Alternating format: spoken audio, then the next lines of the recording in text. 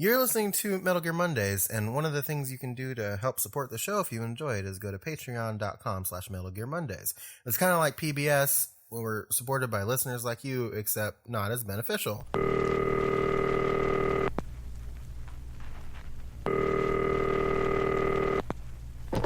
Hello? Hello? Am I speaking with Big Boss? How did you get this number? Oh, Kojima-san gave me your number personally. Personally? Yes, he sends his regards, but that's not why I'm calling. We have another project in the works and, well, how do I say this? We can't make this thing without you. Without me? Are you in? In? I'll take that as a yes. Vic Boss? Vic Ba? James Reichmuth. Mr. Emmerich, you answered that rather quickly. How did you know it was me? Mr. Emmerich is my father. You can call me Hal.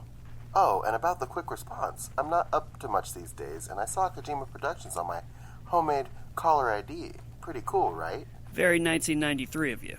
It was all made using pre-existing technology.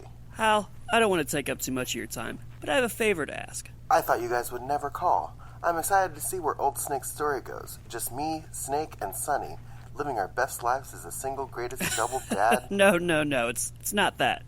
We need you to play your father. My father? Well, he's dead, so we need to find a solution. We're making a new game, and your father plays a prominent role. We sort of figured that, given your past experiences, impersonating your father with your stepmother... Wow there, will Naomi be returning? She's dead, Hal. Yeah, bummer. Is Snake coming back? We're just casting his dad. But didn't Big Boss die too? You can't kill Big Boss. Fair enough. Count me in. The Sasaki Silversberg residence. This is Johnny. Fire away. Mr. Sasaki, this is James Reichmuth with Kojima Productions. Oh, sweet. I know what you're going to say, and I'm in. Actually, this is just a courtesy call. We won't be needing you in this production. Huh? What? Really? What? A redemption arc and marriage to one of Kojima-san's best girls wasn't enough for you? Can I get my name in there somewhere? I'll see if we can get your name into some minor dialogue. Yeah. Oh no, my stomach cramps are back. They're not cramps, Mr. Sasaki. You should really get that looked at. I've got to go.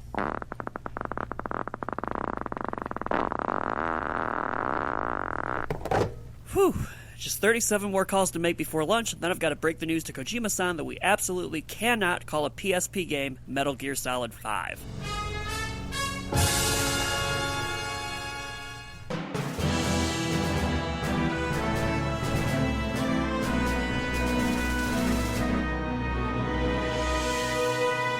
Ladies, gentlemen, boys, and girls, welcome to a very special season of Metal Gear Mondays, the Games Club podcast, where we cover all things Metal Gear, top to bottom, left to right, right to left, down to top. I don't know. Everything in semi-pseudo-historical recreation chronological order. As always, I'm your host, Leslie Summerfield, and this week I have some very special boys. James Reichmuth. Sam Wright. Oh, Isaac Lim. Very nice, very nice. Yeah, and we are covering, this is the first episode of our Metal Gear Solid Peace Walker coverage. At long last, oh hot damn, this is my jam. We're presenting Peace Walker. And it's really exciting. This, just to be totally transparent with you guys, this is the longest game we've ever played for the show. And a game that has like an 18-hour main story and like a 93-hour 100% completion estimate is very different even for Metal Gear standards. So this has been a long journey. Peace Walker damn near killed us all, but here we are, and we're back and we're better than ever. We're a bunch of stuffy boys. Oh yeah. If you can't tell, we all sound stuffed up because Metal Gear Peace Walker whipped our ass. And we've been playing this game throughout the night and early in the morning for several days now. But yeah, since we are batch recording this whole season, we are going to sort of do like a top news at the beginning of this generalities episode, covering quite a bit of hot topic Metal Gear news, which is interesting. And effectively, if anything comes up while we are in the editing process, just know that the $5 plus patrons that receive the episodes early may not get the most up-to-date news, and if anything crazy breaks, like a release date for a certain movie, we might record it and insert it into the episodes after the fact. So just a heads up. Yeah, so this is the news. Top of the hour. Okay. Here we go. It's gonna rain. It's time for new news. Metal Gear news. Yeah. As always, our news is brought to you by Metal Gear Informer. Awesome unofficial sponsor. Maybe they'll plug us back one day. Please notice me, senpai. Website. And yeah, so let's go through these line items. So I'll take the first one here. Top of line, Insert Coin is now selling Kazuhira Miller's MGS5 jacket. That's awesome. I love it. It looks wonderful. Yeah. But not just like his jacket, but they've got like a lot of other like Metal Gear themed apparel items. There's one that has it says like Venom Snake on the front of it. There's one that says there's a Fulton Recovery System shirt that I kind of really cool. want. So there's a lot of other apparel options that they're releasing, but like Miller's jacket is the dopest one of them. Yeah, And they got take patches. I'm going to take a look at the price tags on this shiz because I'm willing to bet that they're pretty hefty. I love that the Venom Snake zip-up has a red wrist on the left arm. Yeah, that's really cool. It's a nice little touch. Can we please look at the face on the female model for the Fulton Recovery System shirt? She looks really intense pissed. about the fact that her shirt has a goat being Fultoned on the front of her shirt. It's serious business. Some serious Sams. So let me give you the prices on this if anybody's interested who's listening to this. Again, it's insertcoinclothing.com. The Miller jacket is 60 pounds, which is not that bad. The Venom Snake is like 45 pounds, and it looks like the T-shirts are about 22. I'm not sure. Oh, yeah, you can convert the currency on the website. So let me see if the prices change any. Yeah, so it's like $80 for Miller's jacket. Not bad. Looks like it's pretty good quality. Did you see the Kojima Productions jacket? That thing looks pretty sweet. They're pretty good. I wonder if the build quality is like worth it. I don't know if you guys ever bought like cool commemorative T-shirts or like special jackets, and then just like you have them fall apart over like the course of a year. Mm-hmm. But anywho, Sam, do you want to talk about this next news item? Yeah, I do. So, there's a new Bomberman game, and they've been doing a lot of, like, really weird shit, with the characters in it. I think it's called, what is it called? It's called, like, Bomberman R, or Super Bomberman R, or something like that. They're adding in a bunch of, like, characters from other video game series in to play as, and both Naked and Solid Snake and Raiden are in the video game. Good. Which is like, yeah, it's what the interesting franchise and really needs. cool. It really is. Yeah, I know Master Chief is also in it. And isn't there like a wrestler in the game? Yeah, Xavier Woods, who is he has a channel on YouTube where he plays video games called Up Up Down Down. Mm-hmm. Nice. Where he plays with like a bunch of like other wrestlers and stuff like that. It's really cool. That's awesome that his channel is the Konami code partially, and that Konami is Yeah, actually cool yeah. and like used his likeness in the game. I just want to throw this out there, and again, like the whole Konami versus Kojima thing, like I feel like we could probably do a whole episode, and very well may do a whole episode discussing that at some point in the future. But this feels in a world where Konami sounds like they've been acting as if they're really, really tone deaf to the world around them. This Super Bomberman R situation with all of these licensed characters and even just the way they've been handling it on social media seems like oddly in the now for this company. Yeah. So I'll be curious to see if that is just because of the team that's working on this game, or if it's like a Konami kind of internal SOP shift or something. Well, so we had this discussion off mic a couple weeks ago, but David Hayter came back to record voice lines for this as well as we talked about on a Super previous Smash. episode, Smash Brothers. Yeah. And they're doing all of this like weird stuff with Metal Gear right now, and like Metal Gear being in things and Snake and things like that. And it makes you wonder: are they going to be talking about something soon? Like maybe at like Tokyo Game Show, like maybe they're doing the Metal Gear Solid 1 remake that we've been wanting for a while. Fingers crossed. Well, and so that's the thing too. Is I guess my question to you guys is: do you guys think Metal Gear is going to get relegated to like a weird purgatory existence like Mega Man has for the last like 8 years? What, like where they just like cameo in other franchises for the rest of the time? Yeah, and he never has his own game again. I think so. I think that's exactly what they're doing with it. Yeah, I think they're afraid to like, given what happened with Survive. I think they might be afraid to like fuck it up more and lose everybody. I think part of it's even like just another slide towards Kojima, just like them really putting the nail in the coffin. Like, this thing you worked on, it's toys now. It's just toys. It's for little baby boys now. I think, well, it's like we discussed it in the Survive episode you and me did, Alessio, is that Just me and you, Sam. Nobody else here. They're not allowed.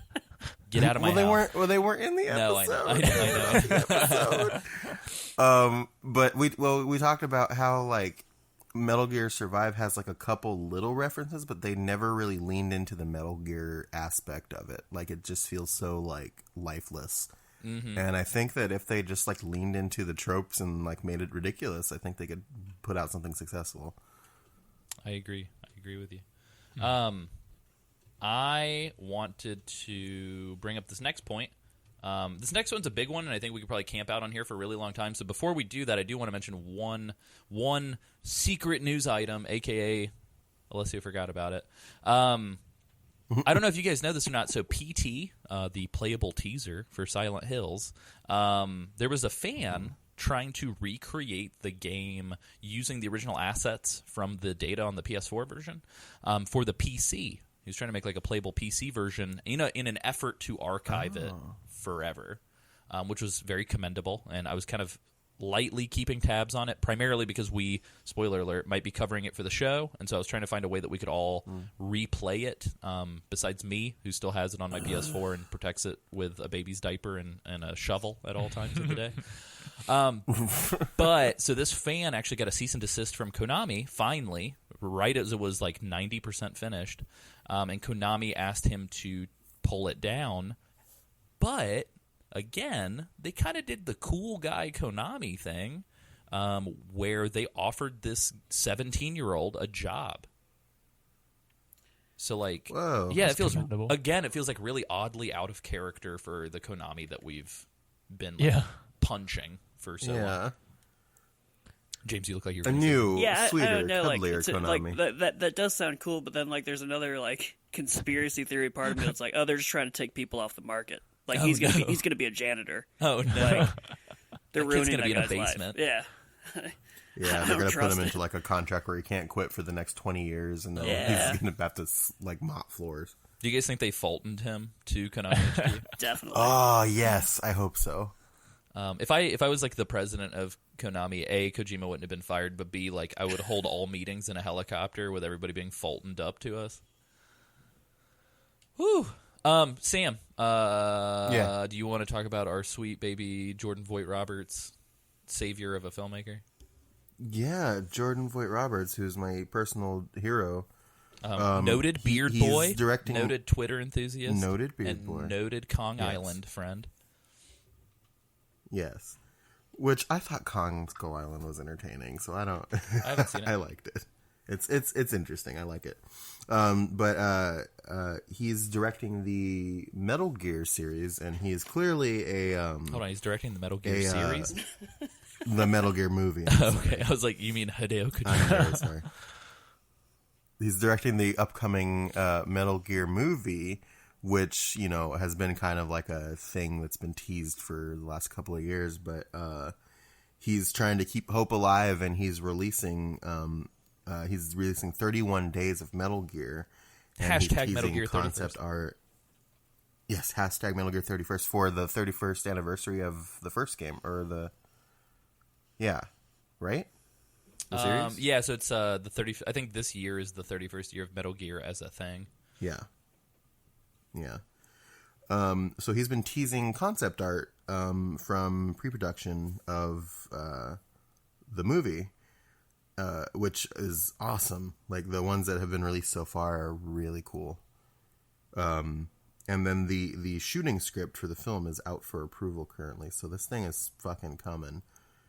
Yeah, I think thus far it looks like there are only 8 days of the Metal Gear 31st. It looks like the last one was posted about 22 hours ago. And they're awesome. A lot of them are, like, it looks like it's Ignacio Lazcano is one of the big artists who worked on a lot of the design work for Kong. He's been doing a lot of the work, but if you scroll through, and I'm going to awkwardly, like, half lean across my table to scroll with my mouse, so I'm sorry if my voice gets weird. Essentially, the first one is like a piece by like Nick Foreman, and it's this super sick, like, modern rendition of what it would look like for Metal Gear Rex to have like security detail like today, and like all dressed up, looking like ultra tactical. And then from there, it's like there are pieces of like Ninja fighting a Metal Gear Ray. There's this weird and Voight Robertson says that it's stylized magical realism, but the day 3 piece is like this weird, like, zombie Metal Gear assault on Snake. And then from there, you just have a bunch of really cool concept art. So we're not sure if it's building towards like a big 31st day announcement. I'm hoping. But I think as of right now, the film is still technically not in production, so it's still in pre-production. So it might just be like we're entering production. Is there anybody other than Jordan Voight Roberts that's like attached to the project? I think the writer from Jurassic World, the new one that came out, is the one who penned the script Really? that Sony is That's reviewing. interesting. But no, like actors or anything like that have been linked to it. Yeah, I do know, thank God, it sounds like Jordan Voight Roberts has been having tons and tons and tons and tons of conversations with Kojima about capturing like the original vision and intent. Yeah. And I believe Sony Pictures is producing it, so it sounds like Konami might not have any skin in the game other than like having sold the IP. Right. You could put David Hayter in it. Right. Oh, so David Hayter's been in movies. Yeah, because he's like the security guard in like X-Men. Right. And like he wrote a bunch of movies. Yeah. He wrote Watchmen. The screenplay for Watchmen. Yeah. So, Yep. But yeah, the one thing that I do want to point everybody to, if they haven't seen it yet, there's actually a pinned tweet at the top of it's at VOGT Roberts, at Voight Roberts. He's got a pin tag where he's kind of unveiling, hey, we're going to do this 31st anniversary of Metal Gear by doing these 31 pieces of artwork, and there is a codec call of Colonel Campbell, who's voiced by the original voice actor, doing a whole like 2-minute bit specifically talking about this 31st anniversary, which I think is really funny. So you guys should check it out. Yeah, and it's really cool because it seems like he's like, he really has a love for Metal Gear, and I think that's going to do a service to the movie whenever it finally gets, made. For sure. And perfect segue into this, one of the last pieces of external news that we're going to talk about, and then I swear to God we're going to get into this game. Essentially, Kojima at this year's E3 had sort of a discussion with Jordan Voight Roberts on a stage. And if you guys haven't seen it yet, again, we're going to have links to all this stuff in the show notes. It's weird, but Voight Roberts actually got Kojima to talk about Metal Gear Solid for the first time in a while, and specifically Metal Gear Solid 4. So Metal Gear Solid 4 turned 10 this year, which makes me feel like an old bastard. And a long time ago. Yeah. And effectively, Kojima went through and talked about like choreography and sort of cinematic design and kind of like why he set up the scenes the way that he set them up, and like kind of talking about a lot of the split screen used throughout the game and stuff like that. So it's a really interesting read.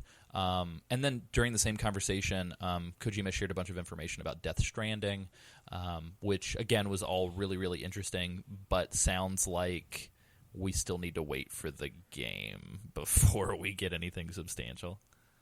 Super quick final note on the Death Stranding stuff. They commissioned a statue of Sam Porter Bridges, which I swear to God, I'm going to fight everybody until this game comes out. His name is not Sam Porter Bridges. I think it's just because he has the shit written on his person that the weird space witch calls him that.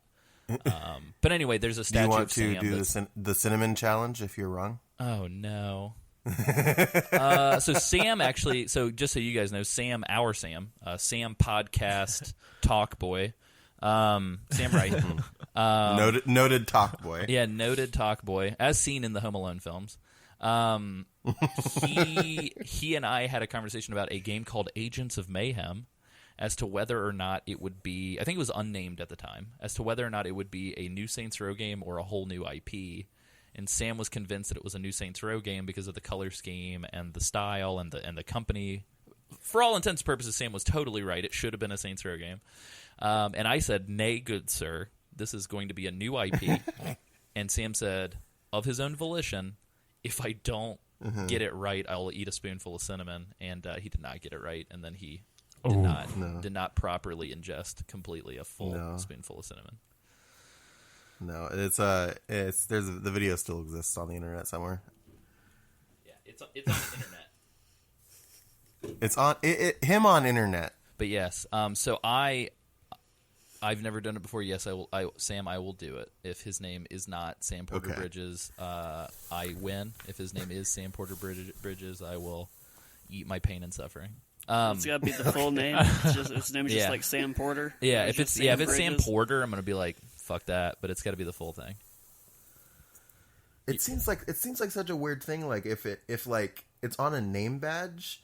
Yeah, that's definitely like a title and the organization on his person. There's no way that that's his actual name. Yeah, like Sam, like his name is Sam, but like his title is Porter, and the company's name is Bridges. Yeah, like what that? Yeah, that's what I'm saying. One, it's like, yeah, it just sounds like one of those little nicknames where it's like, if I see you walking around with a shirt that says like Reebok, like if I don't know your name and I'm just trying to like pick on you or whatever. Hey, Jimmy Reebok. Yeah, I'd be like, hey, yo, what up, Reebok? Hey, hey, Reebok, let me holler at you. Hey, fucking Reebok shirt boy. Anyway, but yeah. Mind if I pray to God for a minute? Did you say mind if I pray to God for a minute? Is that a thing that people say? Yeah, no, it's a video. There's this video of it's one of my favorite things in the world. These people like roll up on this guy. He's just kind of sitting on a stoop or something like that. And they roll up and they go, look at this young man over here praising God. And then they call him over and then they play like a Kirk Franklin song from like 2009. And then the guy goes, mind if I praise God for a minute? And they're like, yeah, go ahead, man. And he starts dancing to it. That's awesome. So that concludes the external news, the news that we have no control over, the news that we are vicariously watching through all of the massive amounts of information that Kojima predicted we would be sifting through in 2003 or 2001. Excuse me. Put your pitchforks away. Don't at me. Anyway, let's talk about internal news. A little bit of MGM housekeeping, and not the movie studio. A little bit of Metal Gear Mondays housekeeping. So we've got two quick things. Somebody jump and slap me in the face if I misspeak on any of these two things. But so Sam and I have discussed this, and I think I discussed this with Isaac a little bit when, spoiler alert, Isaac was physically present at my home, but a fortnight ago. When Isaac was physically present. Yeah, at so I can home. confirm Isaac is not an AI. But anyway, between seasons, since we're doing this sort of season rollout, and believe you me, I have the next year and a half of this show mapped out on a spreadsheet. He truly does. Yep. It's impressive. So between the season structure of the show, I think just to allow for some more free-form discussion and just like random thoughts, because boy, oh boy, do we have a lot of random thoughts about these games, and hopefully they won't be super pedantic, and you guys aren't going to roll your fucking eyes every time you hear one of these. But we're going to be releasing extra ops. Back in the day, we used to do the micro episodes I can't remember if we called them side ops from the very get-go. I think we did call them micro episodes from the get-go, and then they eventually morphed into side ops, which would then also include listener responses. Moving forward, we are going to relegate listener responses as the last episode of every season. And outside of that, we are going to be potentially doing these. We're going to definitely be doing these extra ops, where kind of between seasons, if I get a hair up my ass to talk about symbolism in a certain scene of a Metal Gear game, I can get on a microphone and record 45 minutes of it and then ship it out for you guys to listen to. Alternatively, if me and all three of these boys want to get on and talk about the music of these games, or do some multi-person discussions of like the book that we had recommended to us by a listener, the Kojima Code, or anything like that, I just want to be able to have like really cool casual conversations and not really prescribe when those are going to come out, because of the 100+ episodes we have mapped out right now, there is still a ton of shit that we do not have mapped out to talk about, that doesn't really have a spot in the seasons as a whole. So that's cool. You guys get more shit. And as always, if you guys, it'd be nice little surprises every so often we get to give to you. And we'll be upfront as to like, hey, this is a thing that's coming out soon in advance. But as always, if you are a patron that supports us at the proper tier, you will actually get those episodes early. So you'll get them as soon as they're recorded and edited, as opposed to on the Monday that they fall on release. But outside of that as well, for the $5 plus patrons, and for anybody who doesn't know this, $5 plus patrons will now receive, they do receive currently one monthly episode of our Metal Gear Mondays Patron Club show, which is essentially us for roughly an hour to 2 hours talking about a non-Metal Gear game. Now we're going to do it to where $5 plus patrons are going to receive 2 episodes of the Patron Club, which is one every 2 weeks. And again, one of them is going to be full-fledged, the whole crew, all of us talking about a game that we pick. And then the second one each month might be 2 out of the 4 of us, or 3 out of the 4 of us, or whatever, but it'll be, again, sort of casual discussion of a non-Metal Gear game that we either all played recently or that we all have very strong feelings about. The episodes that are coming up soon is The Last of Us and Murdered Soul Suspect, which is a Square Enix game that I don't think anybody remembers. But the episodes that are already out include NBA Jam, and Beyond Two Souls. So a lot of games with souls, a lot of games with Ellen Page, a lot of basketball jammer boys. The Beyond Two Souls episodes features a knockdown, drag out battle between me and James about Detroit Become Human. Yep. And whether or not it's worth your time. Yeah, Detroit Beyond Two Human Become Souls. Mm-hmm. But yeah, it was actually a very amiable and calm discussion, and yeah. Well, 20 to 30 minutes into this fucking episode, let's talk about what we're actually talking about. Woo! Yeah, let's dive in.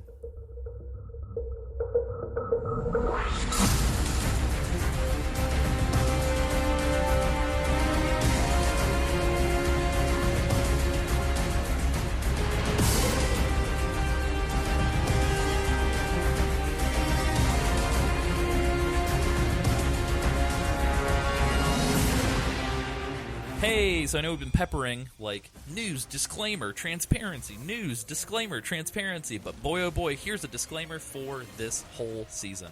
Metal Gear Solid Peace Walker is fucking huge! This game is massive. Like, this game is, like, close to MGS5 level massive. So, and think about that. This was originally on the PSP. 100%. Like, that's baffling. And we'll get into that, but this game takes like nearly 100 hours. Like, I believe that the How Long to Beat has it estimated at like 98.5 hours for 100% completion. Kojima, prior to release, stated he wanted to make a game that had, quote, hundreds of hours of gameplay. So, just to be transparent with you guys, we did not play this game for 100 hours. For the purposes of the show, the entire group aimed to beat the normal ending, which is the end of Chapter 4. We achieved the true ending, which is the end of Chapter 5. And we did a vast majority, I'd say 60% plus of the extra ops. And there was a lot of co-op that was had. So we did our due diligence, but I just want you guys to know up front that we're not going to systemically go through every single fucking extra op from 1 to 128 and say, all right, extra op number 37, it's another Fulton recovery. You're going to go into zone 1. There's going to be 3 dudes. One of them's to the southwest. Like, we're not doing that. So if we don't cover your favorite extra op throughout this season, or we don't give a part of the game that maybe collectively we didn't dive into intensely, sort of the coverage that you think it deserved, by all means, write in. We would love to hear about your experiences. Given the way that the game is built and the mechanics and all the different systems that are kind of concurrently running together, one thing that was really interesting that happened is all 4 of us kind of played this differently. The game doesn't prescribe a way to play, and so we all kind of tackled this from different approaches, and we're going to do this kind of, again, Games Club, book report style. Here's how my experience went. Here's how your experience went. So we want to hear from you guys. So if you guys gave this game a shot for the show, write in. We've already had people write in, which is fantastic. We're going to cover that on the listener response episode. But even if you write in and this season has already concluded recording, we will cover your responses later. Because, spoiler alert, I'm in love with this game head over heels, and I want to talk about it a lot. So there you go. Bada boom. Hey. Yeah. Baba Ganoush. So this whole episode is going to be dedicated to generalities. We're going to talk about development. We're going to talk about mechanisms and mechanics, and we're going to talk about just sort of the game as a whole.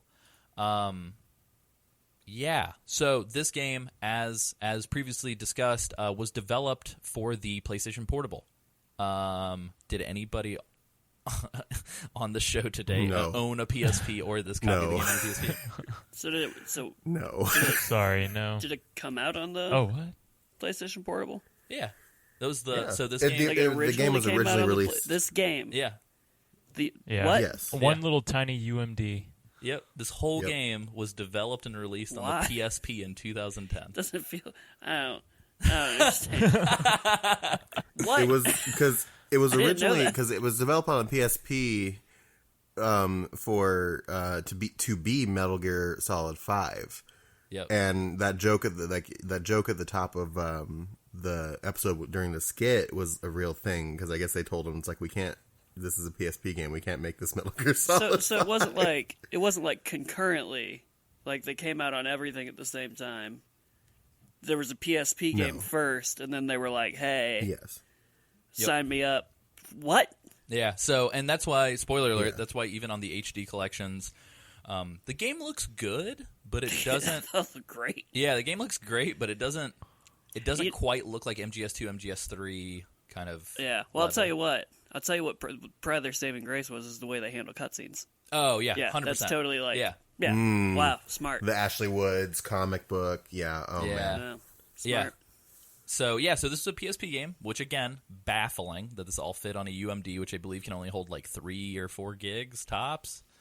They were developing this game while concurrently developing MGS4, which blows my mind. So Kojima was directing both games kind of simultaneously for a while. I guess like it's just weird to me. I'm sorry, I can't You're get totally off. fine. It's super weird to me that this is just a PSP game because it feels so important Oh, yeah. to like the Oh, character and like their development. Yeah, I waved that flag for a long time, too. I was like, look, y'all, I know this is a PSP game. You have to play this game. Yeah, so... It's crazy. Yeah, well, yeah, and so the PSP version, there was a single analog stick for playing, because there's no double analog stick. If you're playing this on the Vita, which you can download I can't remember if it's called the HD remaster or not. I don't think it is. I think it's just the PSP version of Peace Walker. If you have a Vita, you can remap the face buttons or whatever the camera was set to be on the right analog stick. So it does sort of have this control scheme in place. And outside of that, it was then those controls were mapped. Sort of the HD camera from MGS3 was added to the HD re-release.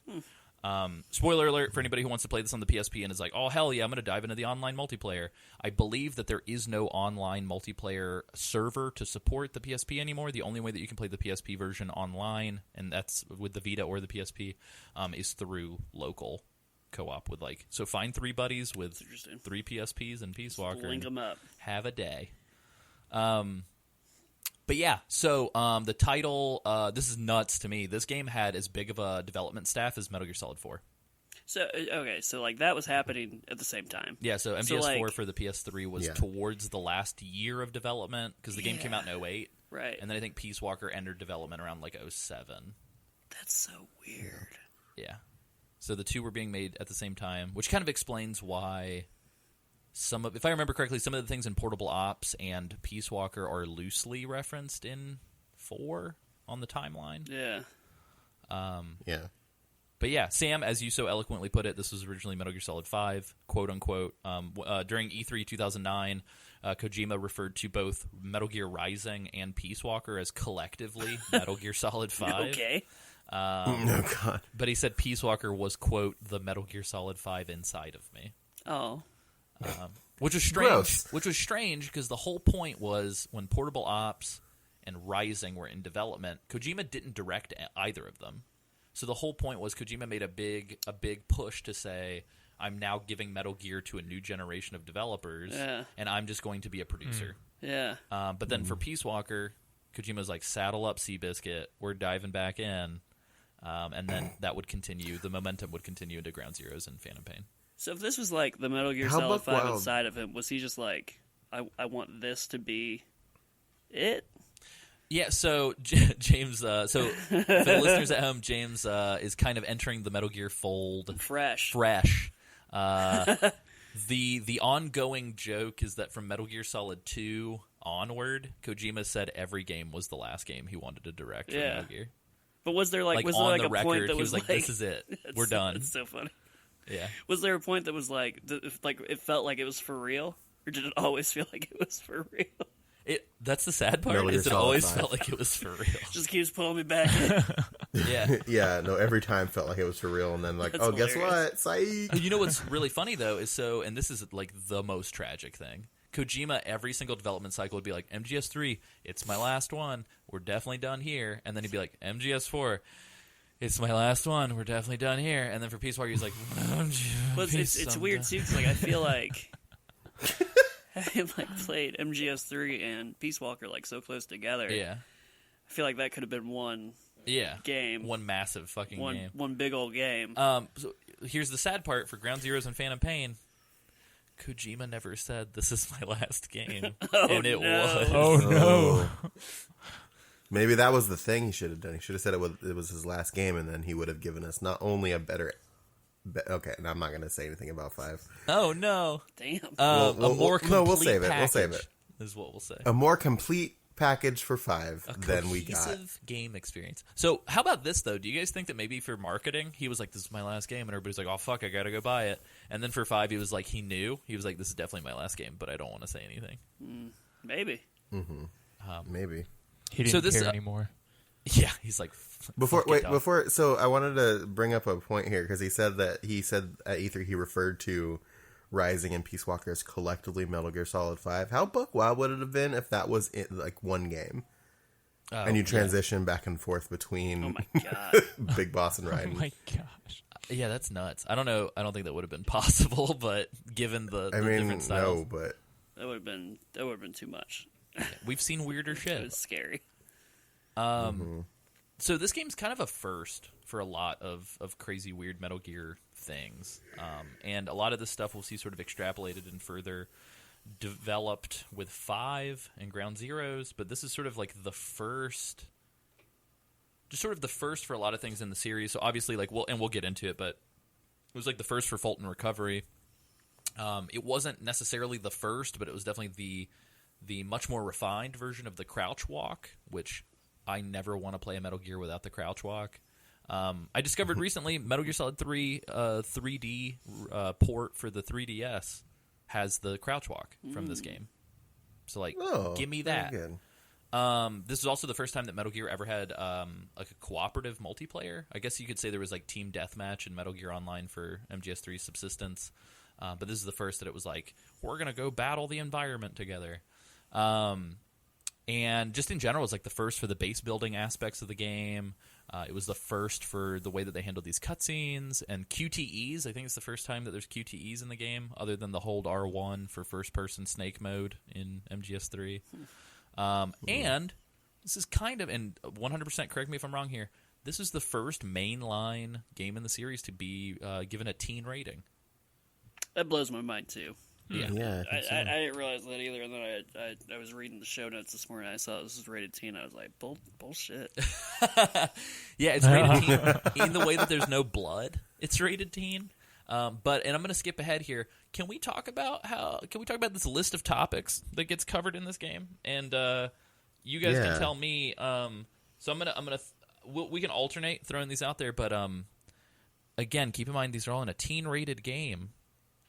Let me know if you think this game should have gotten a different rating. So top of the list of topics that are covered in this game, we've got sexuality and bisexual relationships. We've got turning military operations into business ventures. We've got turning the soul of your loved one into an AI. We've got reincarnation. We have underage girls being like sexually titillated in scenarios around grown men. We have topics of nuclear annihilation. We have Hideo Kojima and all of his male characters being massive perverts. We have men forcing themselves upon women that aren't interested. We've got the death of heroes and parental figures, often at the hands of their children. We have grief. Yeah. We have depicting the United States in not such a positive light. We have extreme anti-war sentiments. Nuclear deterrence theories discussed. Nuclear holocaust is discussed. We've got you're stealing vehicles from people and killing people. Like legit just fucking murdering people. We have torture sequences. You're abducting soldiers and like brainwashing them. The good guys are selling drugs to like pay for their efforts. We've got like child kidnapping. We've got injured beautiful woman kidnapping. Snake's awful at fucking lying to people. People are hurting disabled people. This game is crazy.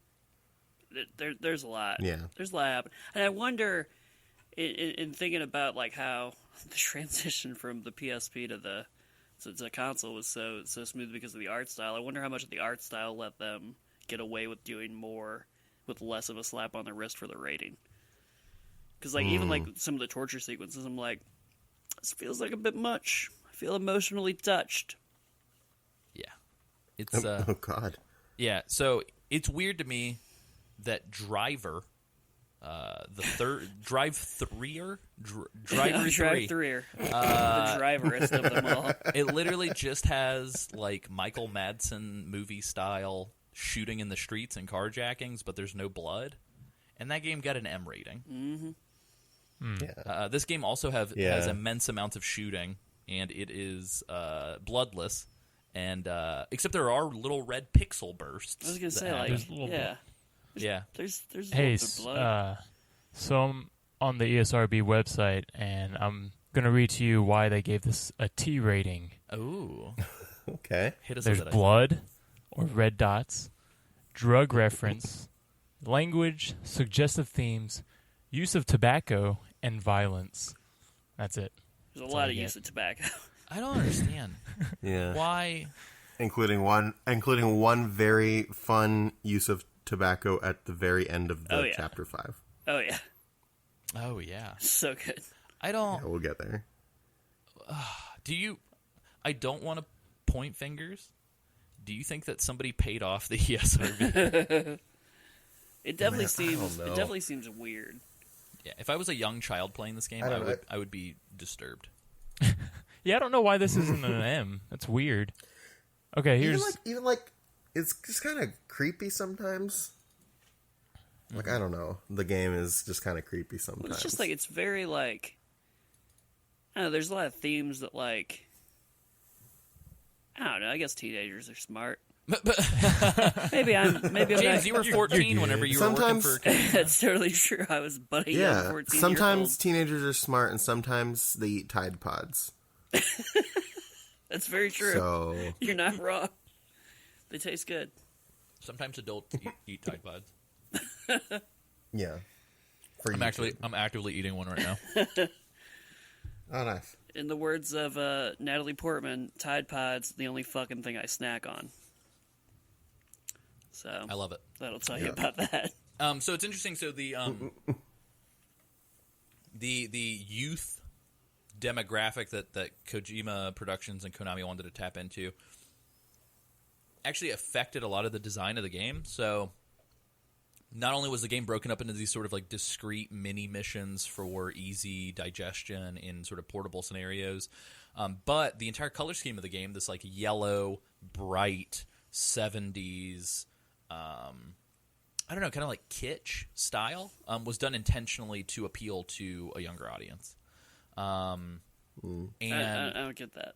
What's that based on? Like, why were they like yellow? The kids they like yellow. I think it was more of like we're not going to use like fucking military blacks and gunmetal gray. They were like, we're going to use bright colors, yellow. So weird. But yeah, which is, again, it's weird. We're appealing to teenagers, but we're using a Carpenter's song from the 70s that none of these kids would probably be familiar with. But anyway, much like Wu-Tang, Metal Gear's for the children. Yeah, exactly. But yeah, so internally, kind of the goal was to like tap into at the time, and I would say even still, Monster Hunter is one of the most popular games in Japan, and 100%, I would say that the design of this game slots in quite nicely with the Monster Hunter style of big map that's essentially just a bunch of rooms connected together, and the rooms just have skyboxes and trees, so you're like, oh, I'm outside. And you've got like a singular objective for each mission. You complete it, and then you kind of go back to like a hub. So this game was very much so influenced by Monster Hunter. To the point where when you're setting up your control scheme at the beginning, like you can choose between a couple different control schemes, and Monster Hunter style is one of the control schemes that you can pick from. Is it named that?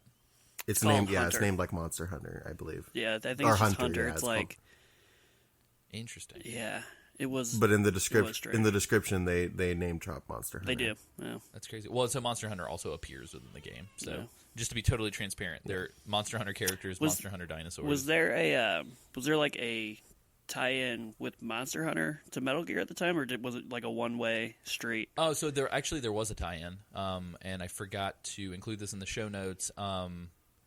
And if I'm blatantly absolutely wrong about this, definitely let us know. But from the research that I did, I believe that it was one of the Japanese-only mobile titles. Excuse me, not mobile, but portable titles for I think it was either the 3DS or maybe it was the PSP. Maybe it was like Monster Hunter Unite, one of those PSP games. Apparently, there was like an event that got patched into the game, I believe temporarily, where you could get items from Peace Walker in Monster Hunter, and I think you could even get custom armor to like get like your character to look like the boss, or like a big boss outfit. Which right now Monster Hunter World is doing a ton of crossover shit with Street Fighter, Mega Man, Devil May Cry, and Final Fantasy 14, which is weird. Wow. Yeah. Good on you, Capcom, for all those collaborations. Thanks, Capcom. James, to your point about I can't believe this is a fucking PSP game, the HD collection and the Metal Gear Solid Legacy collection for the PS3, HD collection for the 360 and PS3, they re-released this game, quote-unquote, HD remastered the game in November of 2011, early 2012, so really only like a year and a half after the game It's a huge jump, but it's still just like, I'm still shocked. I'm shook. Yeah. You can kind of tell in the character models, like Snake's face looks like pretty detailed, but then whenever you see like the tank battle squad, you're like, those boys are made out of Final Fantasy VII polygons. These guys are made of clay. Those aren't men. Oh no, Snake run away. Let's camp out on the story stuff here. So I am going to set the scene, and then I kind of want to hear from you guys your thoughts on this. So effectively, this game is a direct sequel to Metal Gear Solid 3. And it sort of continues. The big boss is angry at his government, and he's going to go do his own thing. So it's kind of a direct sequel to Portable Ops, but there's literally mention at the beginning of the game where Miller is like, I guess we can kiss those San Haremo days goodbye or some shit. So I think it's kind of Kojima being like, none of that was canon. So it's like a loose sequel to Portable Ops. It is a direct sequel to MGS3, and it is a direct prequel, I believe, by 2 weeks into Ground Zeroes. So Ground Zeroes takes place, I think, 2 weeks after this. If not 2 weeks, it's 2 months, but it's like short amount of time. And so this game, I would argue that Peace Walker is like a pivotal pivotal game in establishing Big Boss's trajectory as the anti-hero / villain of the game. Whoa. I was thinking of Venom Snake. My bad. Ooh, Freudian slip there, sir. Oopsies. But yeah, so that's pretty much where this game lands. James, I know you've had a little bit of experience with MGS3 up until this point. Isaac, Sam, obviously we've all played Metal Gear Solid 3. Did this feel, coming from, I believe it was just me and Nick Freda that did the Portable Ops episode. I can't remember if anybody else was on there, but coming from a background where you guys didn't play. I wasn't. Yeah, coming from a background where you guys didn't play Portable Ops, did this feel like a believable extension of 3? Did it feel like it kind of hit the ground running? Yeah, it felt like I said earlier, like this could have been like I feel like MGS3 and this could have been like one big game. Like this felt like a perfect extension of that. I didn't know any of that about Portable Ops going into it, and like I didn't feel like I was lacking information when this started. I was like, no, this makes sense from where we last saw Big Boss. Boy. Yeah. And just to sort of clarify, too, so I would argue that the Metal Gear Solid series is kind of broken into 2 discrete trilogies. So we've got sort of the Solid Snake trilogy, which is like obviously MGS1, MGS2, MGS4. But this is sort of the second. This is the Empire Strikes Back of the Big Boss trilogy. Ooh. So we've got Metal Gear Solid 3, we've got Metal Gear Solid Peace Walker. My brain does not want to say solid between Metal Gear and Peace Walker. Metal Gear Solid Peace Walker, and then I would say Ground Zeroes and the Phantom Pain are kind of a whole. So it's like MGS5 is the Return of the Jedi. Yeah, well, and it's really weird, like me not having an extensive knowledge of like Metal Gear as a series. Like I'm really only familiar at this point with most of the Big Boss stuff. Like, I don't know shit about Solid Snake. Yeah, recently, and I would strongly urge, if you guys, if for whatever reason, and God bless you if there are people like this, if for whatever reason you have kept Metal Gear Solid 5 behind glass and you don't want to open it until we cover it for the show, A, I'm sorry that we've delayed your enjoyment of that game for so very long, but B, in an episode that Retronauts just put out, which is a phenomenal podcast, they just talked about MGS3, and you should check it out. However, they do go into a little bit of spoiler territory towards the end, talking about Metal Gear Solid 5. But they were talking about how very recently, apparently, somebody transcribed, and I believe it was on Metal Gear Solid. What is the unofficial Metal Gear Solid fan site? The one that Rob Santos owns now? I think it's like MetalGearSolid.net. I think it is .net. Anyway, there was they mentioned that there was a translated article that was an interview with Kojima, and they also mentioned that some lines of questioning came up during the panel with games writers about Peace Walker. Yeah. And specifically, one of the guys that they had guessing on Retronauts asked Kojima about like his love for Solid Snake and like, are we going to see Solid Snake again? Blah blah blah. And Kojima essentially said, Solid Snake is a clone. He's not a real person. Big Boss is a real human being with real emotion, and his are the stories I want to tell. Oh, damn. So it seems like Kojima prefers Big Boss over awesome. Solid Snake. I fucking love this, the whole like setup for Peace Walker. I just like love it. Like feeling disenfranchised with your country and just like not understanding how to be anything but a gun and being like, I guess I have to do this. Like, it's awesome. Yeah. Isaac, Sam, how'd you guys feel about sort of coming into this thing? I guess for me it was a little jarring because, excuse me, every single game that we played up until this point, and I mean, granted, I didn't play Portable Ops, but was set. It's like ancillary. It's fine. Well, all the other games were like set a different way. A play style was one separate way, and coming into this, I was like, okay, maybe that's how I'm supposed to play this, and it was completely different. And I guess maybe if I had played 5 before, it would have felt familiar, but I did not. Well, technically, yet. 5 came out way the hell after this. So, Well, yeah. I think going into it, and I'm curious about that too. I think after we cover the mechanics, sort of broad stroke, I do want to talk to you guys about like how you tackled the game. Right. Well, and real quick, like, so this having been a PSP game first, like this is still kind of viewed as like required reading by most of people that enjoy.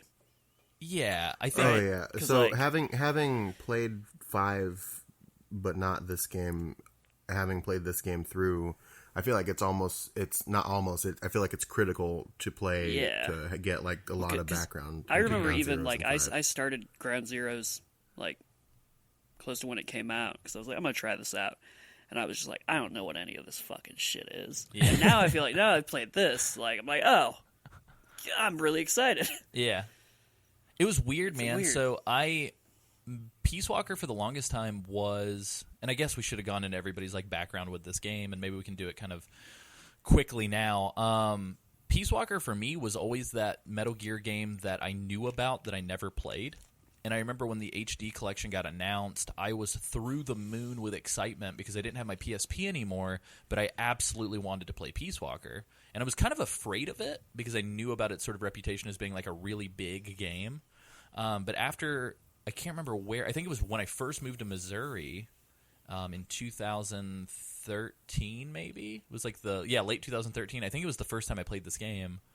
And I remember playing through it in my off time and just like absolutely falling in love with the story, the characters. Yeah. I think this game does such a good job of telling a story with a big cast of characters that feels like the most emotional that Metal Gear has ever been. And for me, like coming out of it, I was so blown away, and I was like, "Oh my god, this is a fucking story that everybody needs to experience if you like Metal Gear." And then I remember, I think it was like later that year, or maybe early 2014, or whenever it was, and maybe I'm getting my dates confused, but it was like right after I finished it. I think the trailer for Ground Zeroes got released, and in the trailer, it's very much so like it straight up is like, "Hey, this is Chico." Yeah. Hey, like because the trailer is the opening cutscene for Ground Zeroes, Right. and there's that music playing. And you hear Miller talking to Big Boss about like the scenario, and I just remember like, and it's happening to me right now, just getting goosebumps and like my hair standing up because I was like, this looks like a continuation of one of my favorite stories in the Metal Gear universe, and it looks fucking astoundingly gorgeous. Right. Like just seeing the dogs barking in the rain and stuff, I was like, I'm so on board for this. So yeah, it's weird, man. Peace Walker is I feel like the most slept on game in the Metal Gear universe as far as like core gaming experiences, but I kind of wish they would have called it 5 because then more people would have had to check it out. Right. Right. It's just it's weird to me to think that like anybody went from like as far as that story goes, like it goes from 3 to Ground Zeroes, and it's like what the fuck is all this? Yeah, like how did nobody? And I'm assuming a lot of people just watched YouTube videos or read Wikipedia, but Which like is weird too because like the time at which this game came out, like it's very big for its time. Like you had other games, like I think this is like contemporary with like Skyrim. So you had other big like huge games, but like the way that the mechanics work in this, like I feel like hadn't been done like as often as it is now. It's really cool. yeah, this definitely feels like a lifestyle game. It's kind of crazy. Yeah. Yeah, it's like this is the first mainline game in the series we've done for the show that I hadn't played before. And it was very interesting to finally go in and tackle it. And it actually like playing through it made me very excited to actually go back into Ground Zeroes and 5 with that additional context.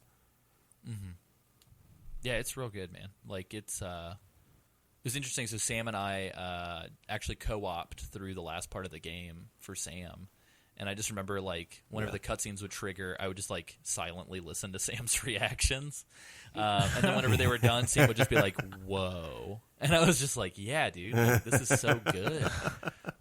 Yeah, I mean, in a lot of weird ways, I know people are clamoring for an OG Metal Gear 1 remake, especially given the sort of contextual shift that happens at the end of 5, which we will talk about. But I would actually kind of love to see like this redone, like Peace Walker redone in the Fox engine.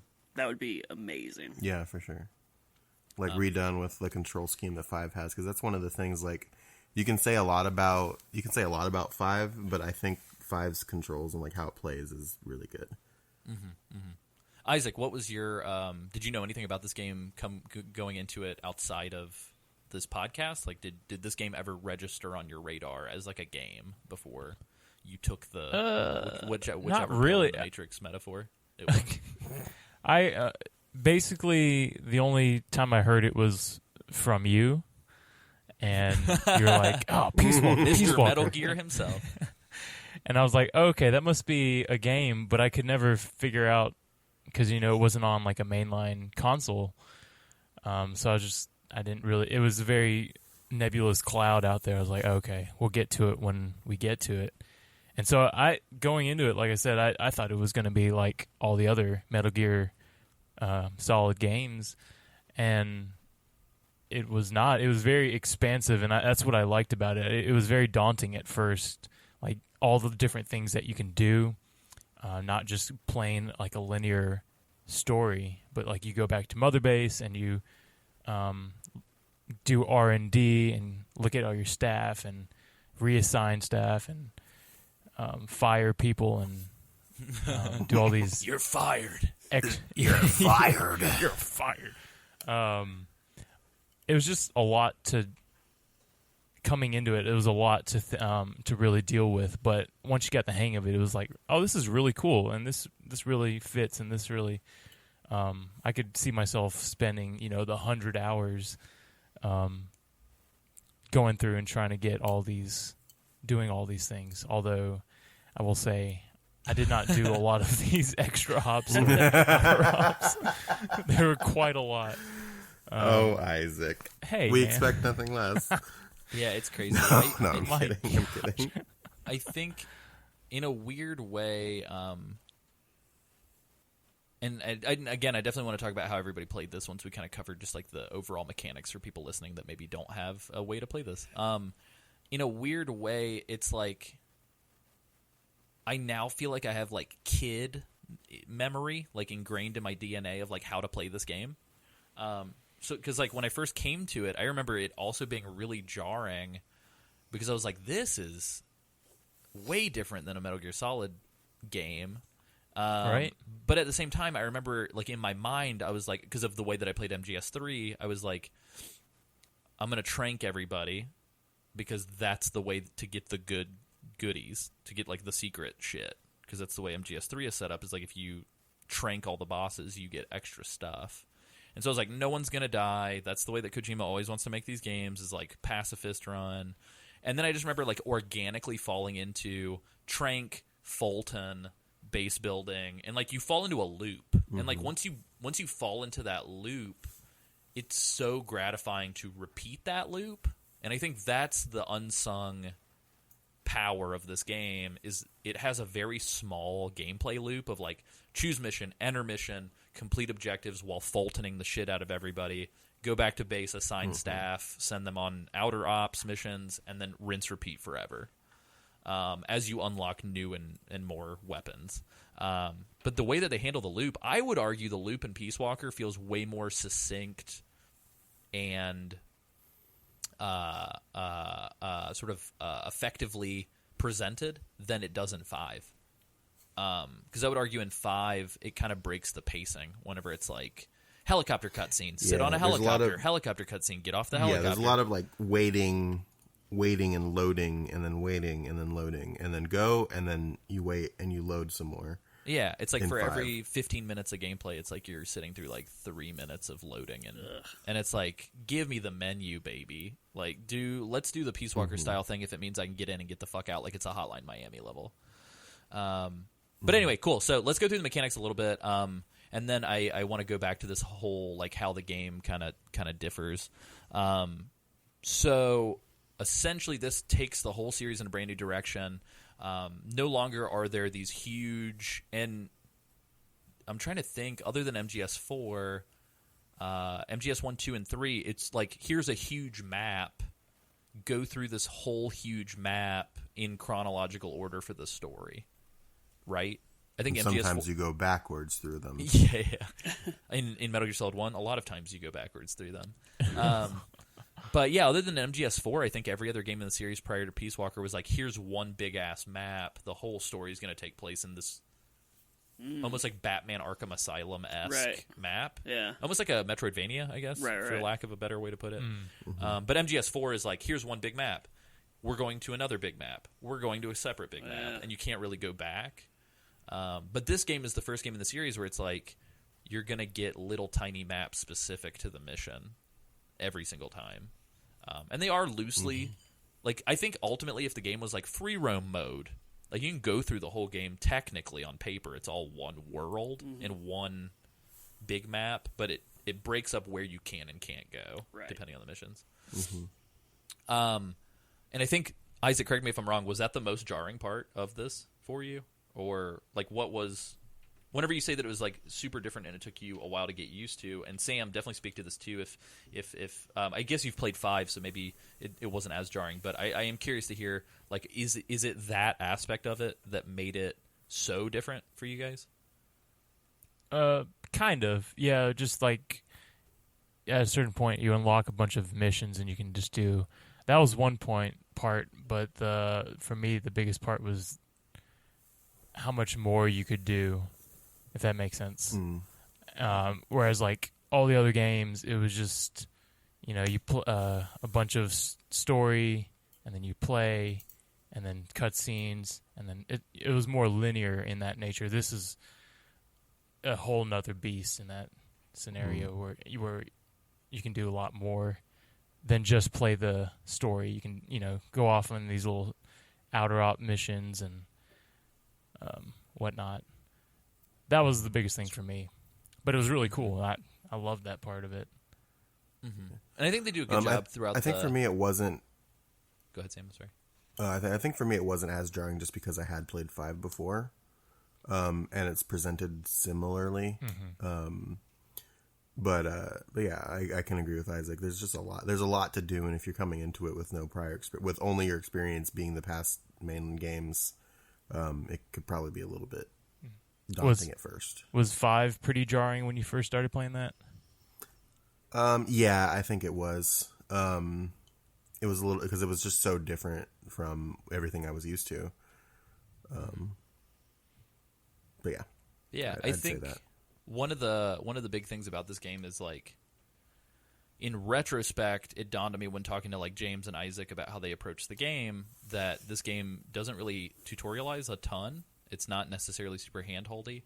But the one thing I will say is I think it does a good job of slowly... And we're going to cover all the different sort of verbs that you can use to interact with the world.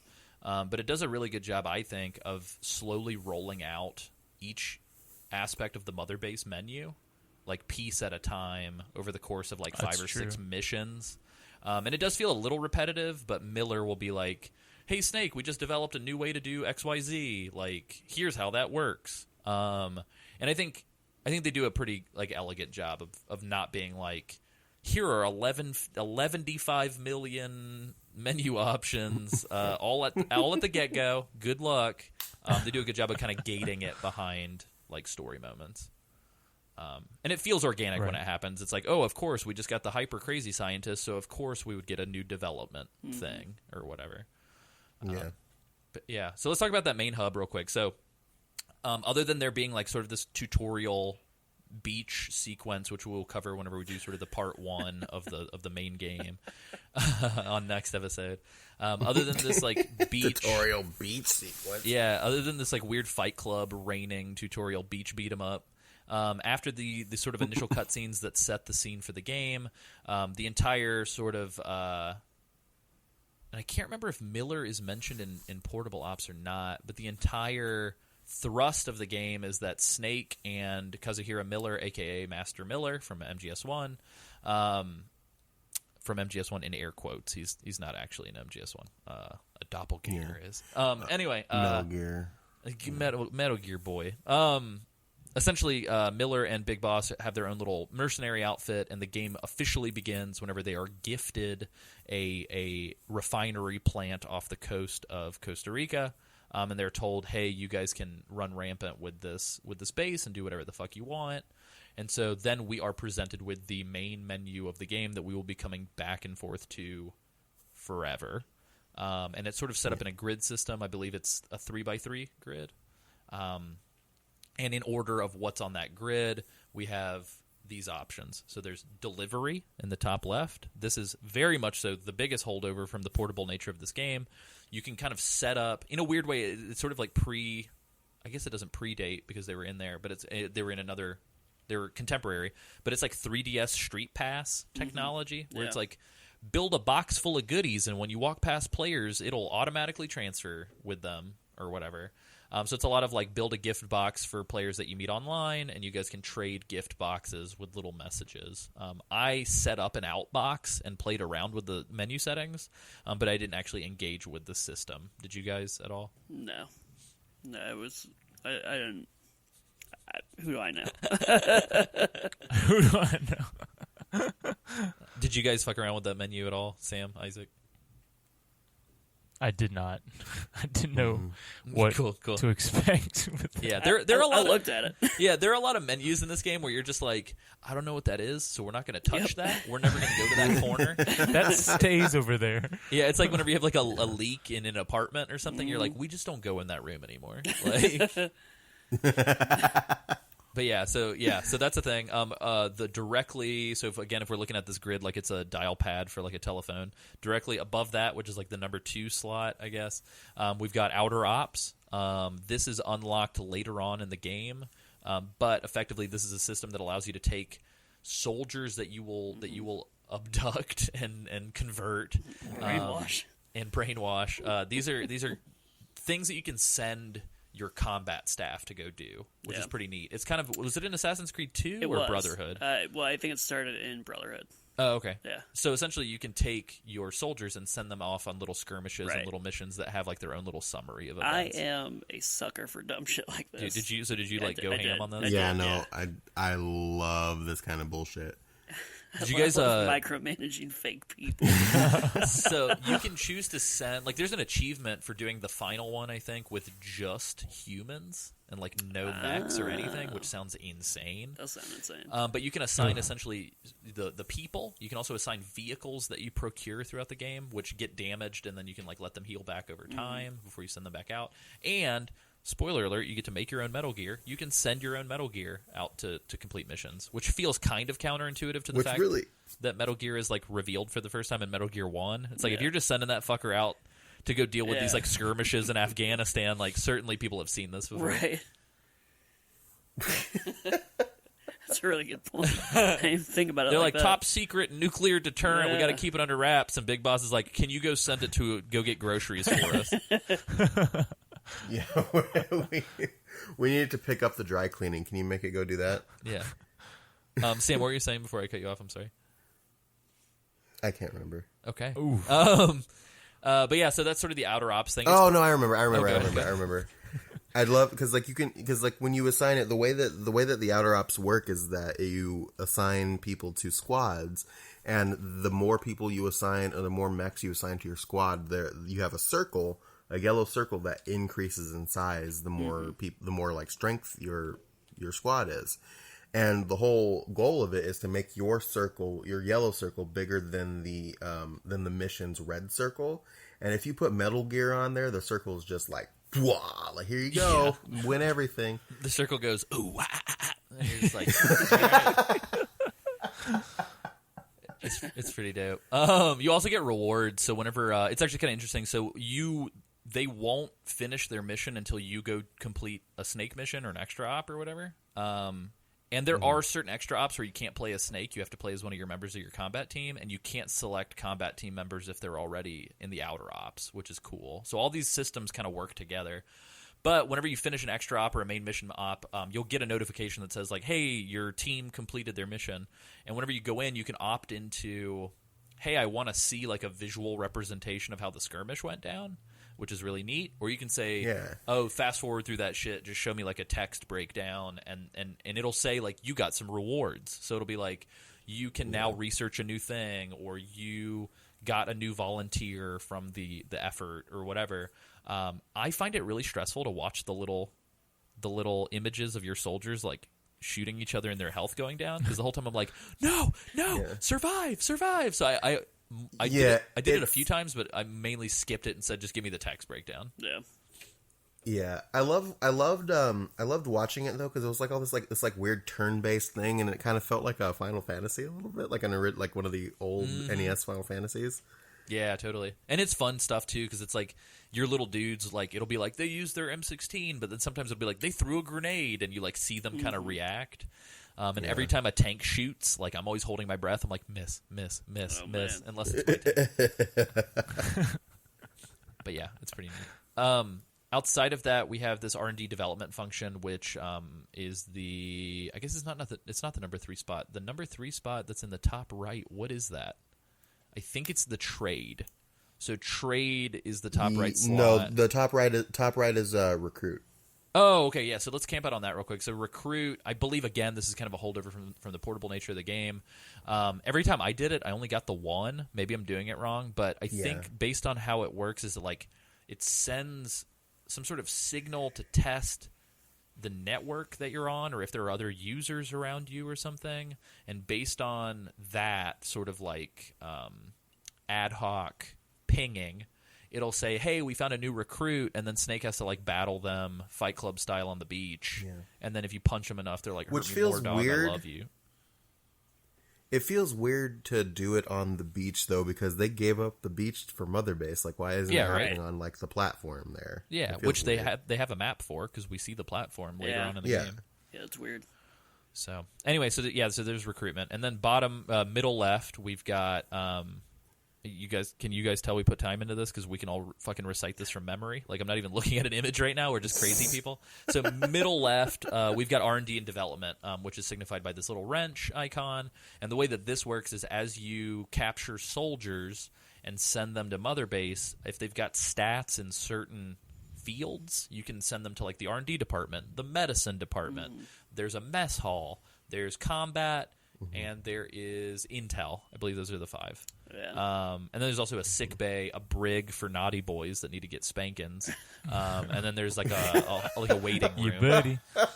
And then you're fired. People that are garbage, which you have to do because each of the departments, other than combat, can only hold 50 people, and then the combat can hold 100. Yeah. So as you get towards the end of the game and sort of the post game stuff, you're going to be capturing bucket loads of boys. And you're going to run out of space in your departments. So you're going to have to, like, fire your weakest links or send them to, like, a trade weight room. They, whenever you fire them, do you think Big Boss San was inspired by President San? Ooh. Yeah, with his, you're fired. Yeah, it definitely sounds like a Celebrity Apprentice thing or something. But, yeah, so the other interesting thing, too, which I want to camp out on real quick just for you guys, because I don't think you guys are aware of this. So the soldier recruitment assignment gameplay actually started in Portable Ops. The thing about Portable Ops that sucked, so Big Boss was working with a young Roy Campbell, and they were building up their little army of dudes to try and, like, deal with this, like, weird resistance movement that was happening. It was like a U.S. government-staged thing. Kind of renegade shit from special forces units. Anyway, the way that it worked in that game was every map had a truck on the map, and you had to like knock the dudes out and then manually drag them to the truck. Yeah. Oh God. So effectively, you would have to trank the guys or put them to sleep or put them in a chokehold or whatever, and then manually drag them to the truck every time. Have Snake do an animation where he threw them in the truck, and then you'd hear Roy Campbell message you and say, "All right, Snake, we got him," or whatever. It was a nightmare. That's terrible. How far were you usually having to drag these people? So the maps were about as big as they are on this. So that. Sometimes you'd have to drag them back through like the whole map to get to the truck. What a nightmare. Yeah, it was No. It was rough. I believe me and Nick Freda talked about that quite a bit in that episode, where it's just grueling. And for me, I think I did play Portable Ops before Peace Walker. But whenever I went back to play Portable Ops for the show, I had forgotten, and it's painful. So boy, oh boy, am I glad that in this game, hey everybody, there's a Fulton balloon recovery system, which has now become sort of infamous and like turned into a meme a little bit. But effectively, you have this balloon pack, which is a real thing. Apparently, Fultoning is based on real technology. I don't know how often it was actually used for real, but effectively, whenever you're in really dangerous scenarios and you're trying to get the fuck out of there, there would be sort of these weather balloons that military would attach to themselves to then get picked up by like a VTOL or some sort of like helicopter or something. Yeah. But yeah, so and It feels really dangerous and experimental. yeah, it can kill people, and it does. So in Metal Gear Solid Peace Walker, when you trank people and you Fulton them, or if you hurt people and you Fulton them, they just always get picked up. In 5, if you hurt somebody badly and you Fulton them, it'll show you a success percentage. Ooh. And sometimes the guys will die in transit like because that. they just couldn't take it. It's good. It's a good mechanic. In 5, you can Fulton vehicles, gun turrets, cargo containers, like tons of shit. yeah. You can just like throw a Fulton thing on it, and it'll like you can pick a tank up while there's people in it. Oh, that's dope. And you can actually like ride on the shit that you're Fultoning and like shoot people from the air and then jump down. But awesome.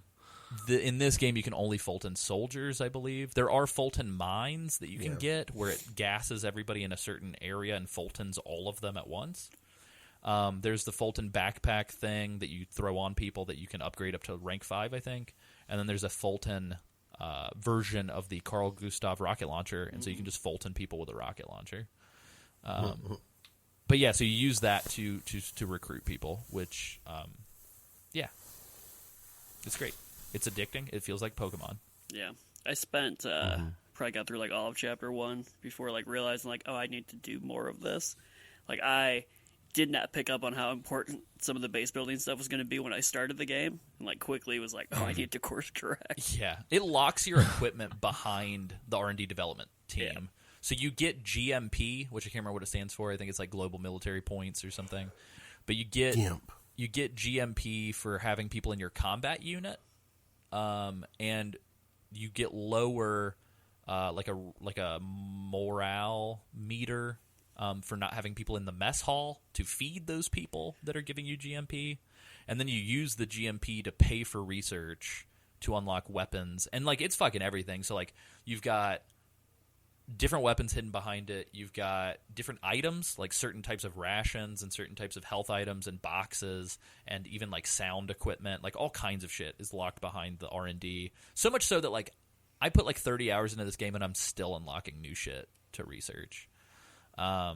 And so all the systems kind of play off of each other. So, like, you need people in the mess hall to feed people, you need the combat unit to pay for the research, and you need the researchers to do the research. And then intel and medicine teams have to be at certain rankings for you to unlock certain items to research.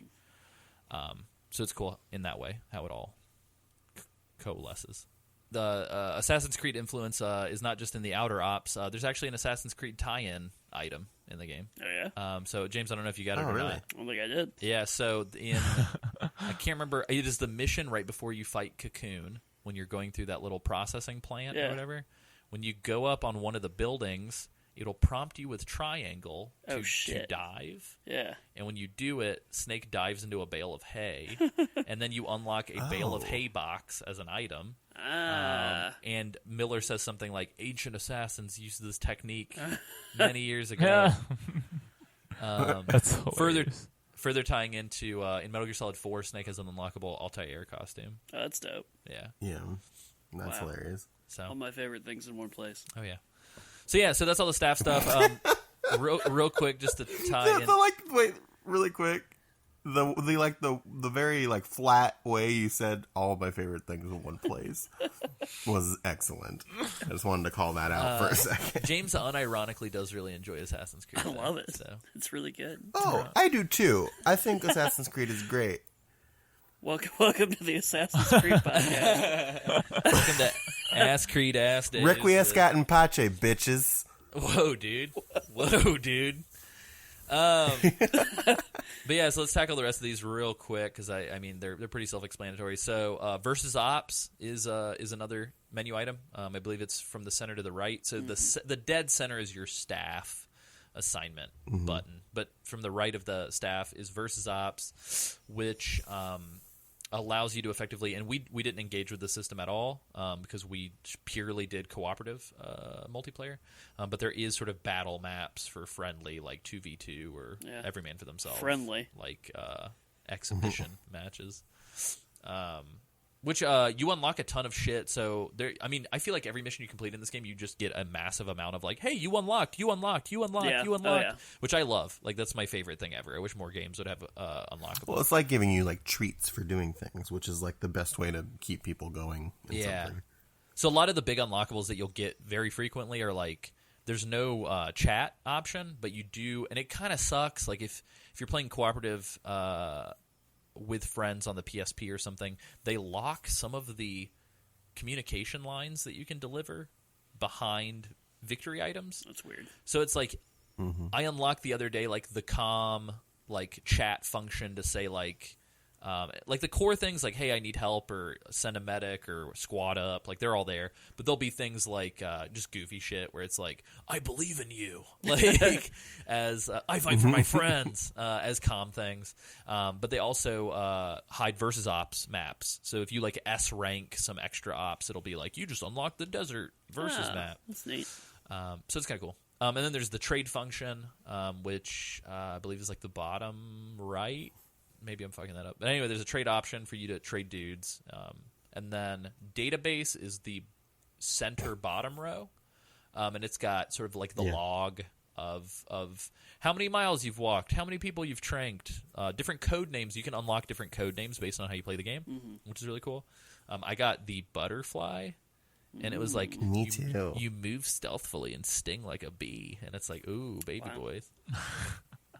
So there's that, but there's different code names, and they're kind of pretty one-to-one with the code names you get for beating Metal Gear games. Typically, like at the end, it'll say like, you got Fox rank, or you got Donkey, whatever. But yeah, so essentially it's got all the stats and the breakdowns and like all that shit. But there's also the database info points for like, if you want to deep dive on different types of vehicles, or like different sort of briefing files or whatever. And then last but not least, on this main menu, before we go into main ops, extra ops, you get Zeke, which is your Metal Gear boy that you can build as a menu unlock at a certain point in the game. There is a fair amount of grinding involved in getting Zeke parts and AI components, so we will talk about that towards the end of this episode, just because it's sort of its own big thing. But yeah, so let's talk about main ops versus extra ops really quickly. And again, we're going to do a whole episode on extra ops, so I don't want to camp out too terribly long on that. Effectively, within the game itself, let me scroll down on my notes to get the exact number here. So effectively, we've got 33 main ops that are broken into 5 discrete chapters with a prologue. So the beginning tutorial zone is prologue, an army without borders. We've got chapter 1, a country without an army. Chapter 2, the Phantom Hero. Chapter 3, a nation reborn. Chapter 4, the illusion of peace. And chapter 5, outer heaven. Chapters prologue through chapter 4 are all sort of the main game. After you finish the main game, you then initiate chapter 5, outer heaven, which is sort of like the true ending / grind your face off for Metal Gear, which is also kind of like the main story missions in this one are kind of like a Benny Hill. Oh God, yeah. So chapter 5, we'll talk about it as we get to it. Yeah, but chapter 5 is ridiculous. Yeah, chapter 5 is, I think, kind of one of the big missteps is the way that they handle that whole thing. Weird. But yeah, so it's also weird to me in general that they hide like the ending that kind of ties all these games together, like behind some a real grind tedious wall. shit. Yeah, like real tedious. Yeah. But anyway, so then there's 72 outer ops, which we already covered, and then there's 128 extra ops, y'all. There's a lot. And they don't unlock all at once, and you can't just like start at one and blast through them in order. A lot of them are hidden behind you getting to a certain progress point within the main game, and a lot of them don't become available until you complete specific ones prior and then get to the end of the game. And some of them are actually hidden behind. Yeah, after I beat it. Yeah, after I beat it, I looked up like a guide on how to unlock them all, and there's like really fucking, you wouldn't expect like bizarre trains to get from like extra op 30 to extra op like 40, and you have to beat like extra op 72 and like 63 in between them to like get. It's really fucking weird. Yeah, and for some of them, it's like you have to S rank extra op number 12 in order to get this item, which then opens up extra op number 15. Weird. It's funny you mentioned S rank extra op number 12 because that specific extra op is my specialty. Oh, nice. I S rank it in 21 seconds at this point Holy because I played it shit. so much. Yeah, so and there's a fun thing too. So you press triangle on any of the extra ops, and it'll show you like a log of what you've done. I think it's triangle or square. It'll show you a log of like this is the fastest clear time. This is how many people you've killed. This is blah blah blah. Sam and I were doing some co-op, and we were going into an extra op that Sam hadn't done before that he wanted help on or whatever. And as we were going in, I just hit triangle for shits and giggles to see what I had done before, and it literally was like Alessio has completed this mission in 6 seconds and got an S rank. Jesus. And it was one of the Chapter 5 Zadornov missions. Yeah. I was like, I found that fucking dude in 6 seconds. That's crazy. But anyway, there's different difficulty levels for the extra ops. They're designated by these skulls. And so we've got everything from 1 skull to 5 skulls. And then we've got red skulls. And kind of the difficulty settings that these kind of map to is like 1 skull is very easy, 2 skulls is easy, 3 skulls is normal, 4 skulls is hard, 5 skulls is extreme, and then the 5 skulls, tried and true to Metal Gear since, I believe, Substance of MGS2, good old European extreme. What does that mean? So European extreme, I believe the term came from the fact that in the Metal Gear Solid 1 release that went out in Europe, which was after everybody else, they added a different difficulty setting, like a harder than extreme setting. So it just became nicknamed like European extreme. Okay. And then there's a question mark for the skull setting, which only appears for the mock Zeke battle that you can get as an extra op, and the MSF entrance exam that we talked about with the recruitment. Yeah, the mock Zeke battle's fun because as you unlock parts for Zeke, you can actually like fight your Metal Gear to like test it to see how dope it is. It's neat. But yeah, so just to kind of talk about this system a little bit, before you enter the missions, there's a mission briefing section where you can look at the briefing cassette tapes. Instead of codec calls, this game does something interesting where the codec within the missions themselves is just context sensitive. So like if you're fighting a certain boss and you hit call codec, yes, no, Miller will say, try shooting it here or whatever. So it's all context sensitive. You can't choose who you talk to. But in the mission briefing section, there will be cassette tapes where they speak at length. And you can also just wait and listen to like all of them at your own leisure, which MGS5 will do this as well, which I really enjoyed because you can kind of do these story downloads. Oftentimes before work, I would like eat breakfast and just pop on like all of them and just like listen to them in order. Yeah. I loved listening to Chico's. Excuse me, I couldn't hear you over that loud creaking sound. You love listening to who? I said I love listening to Chico's tapes. Is somebody in an old haunted house? What was that? What was that sound? That would be Dag. Oh no, Isaac, get some WD-40 on that chair. Oh no. No, you're totally fine. Dang.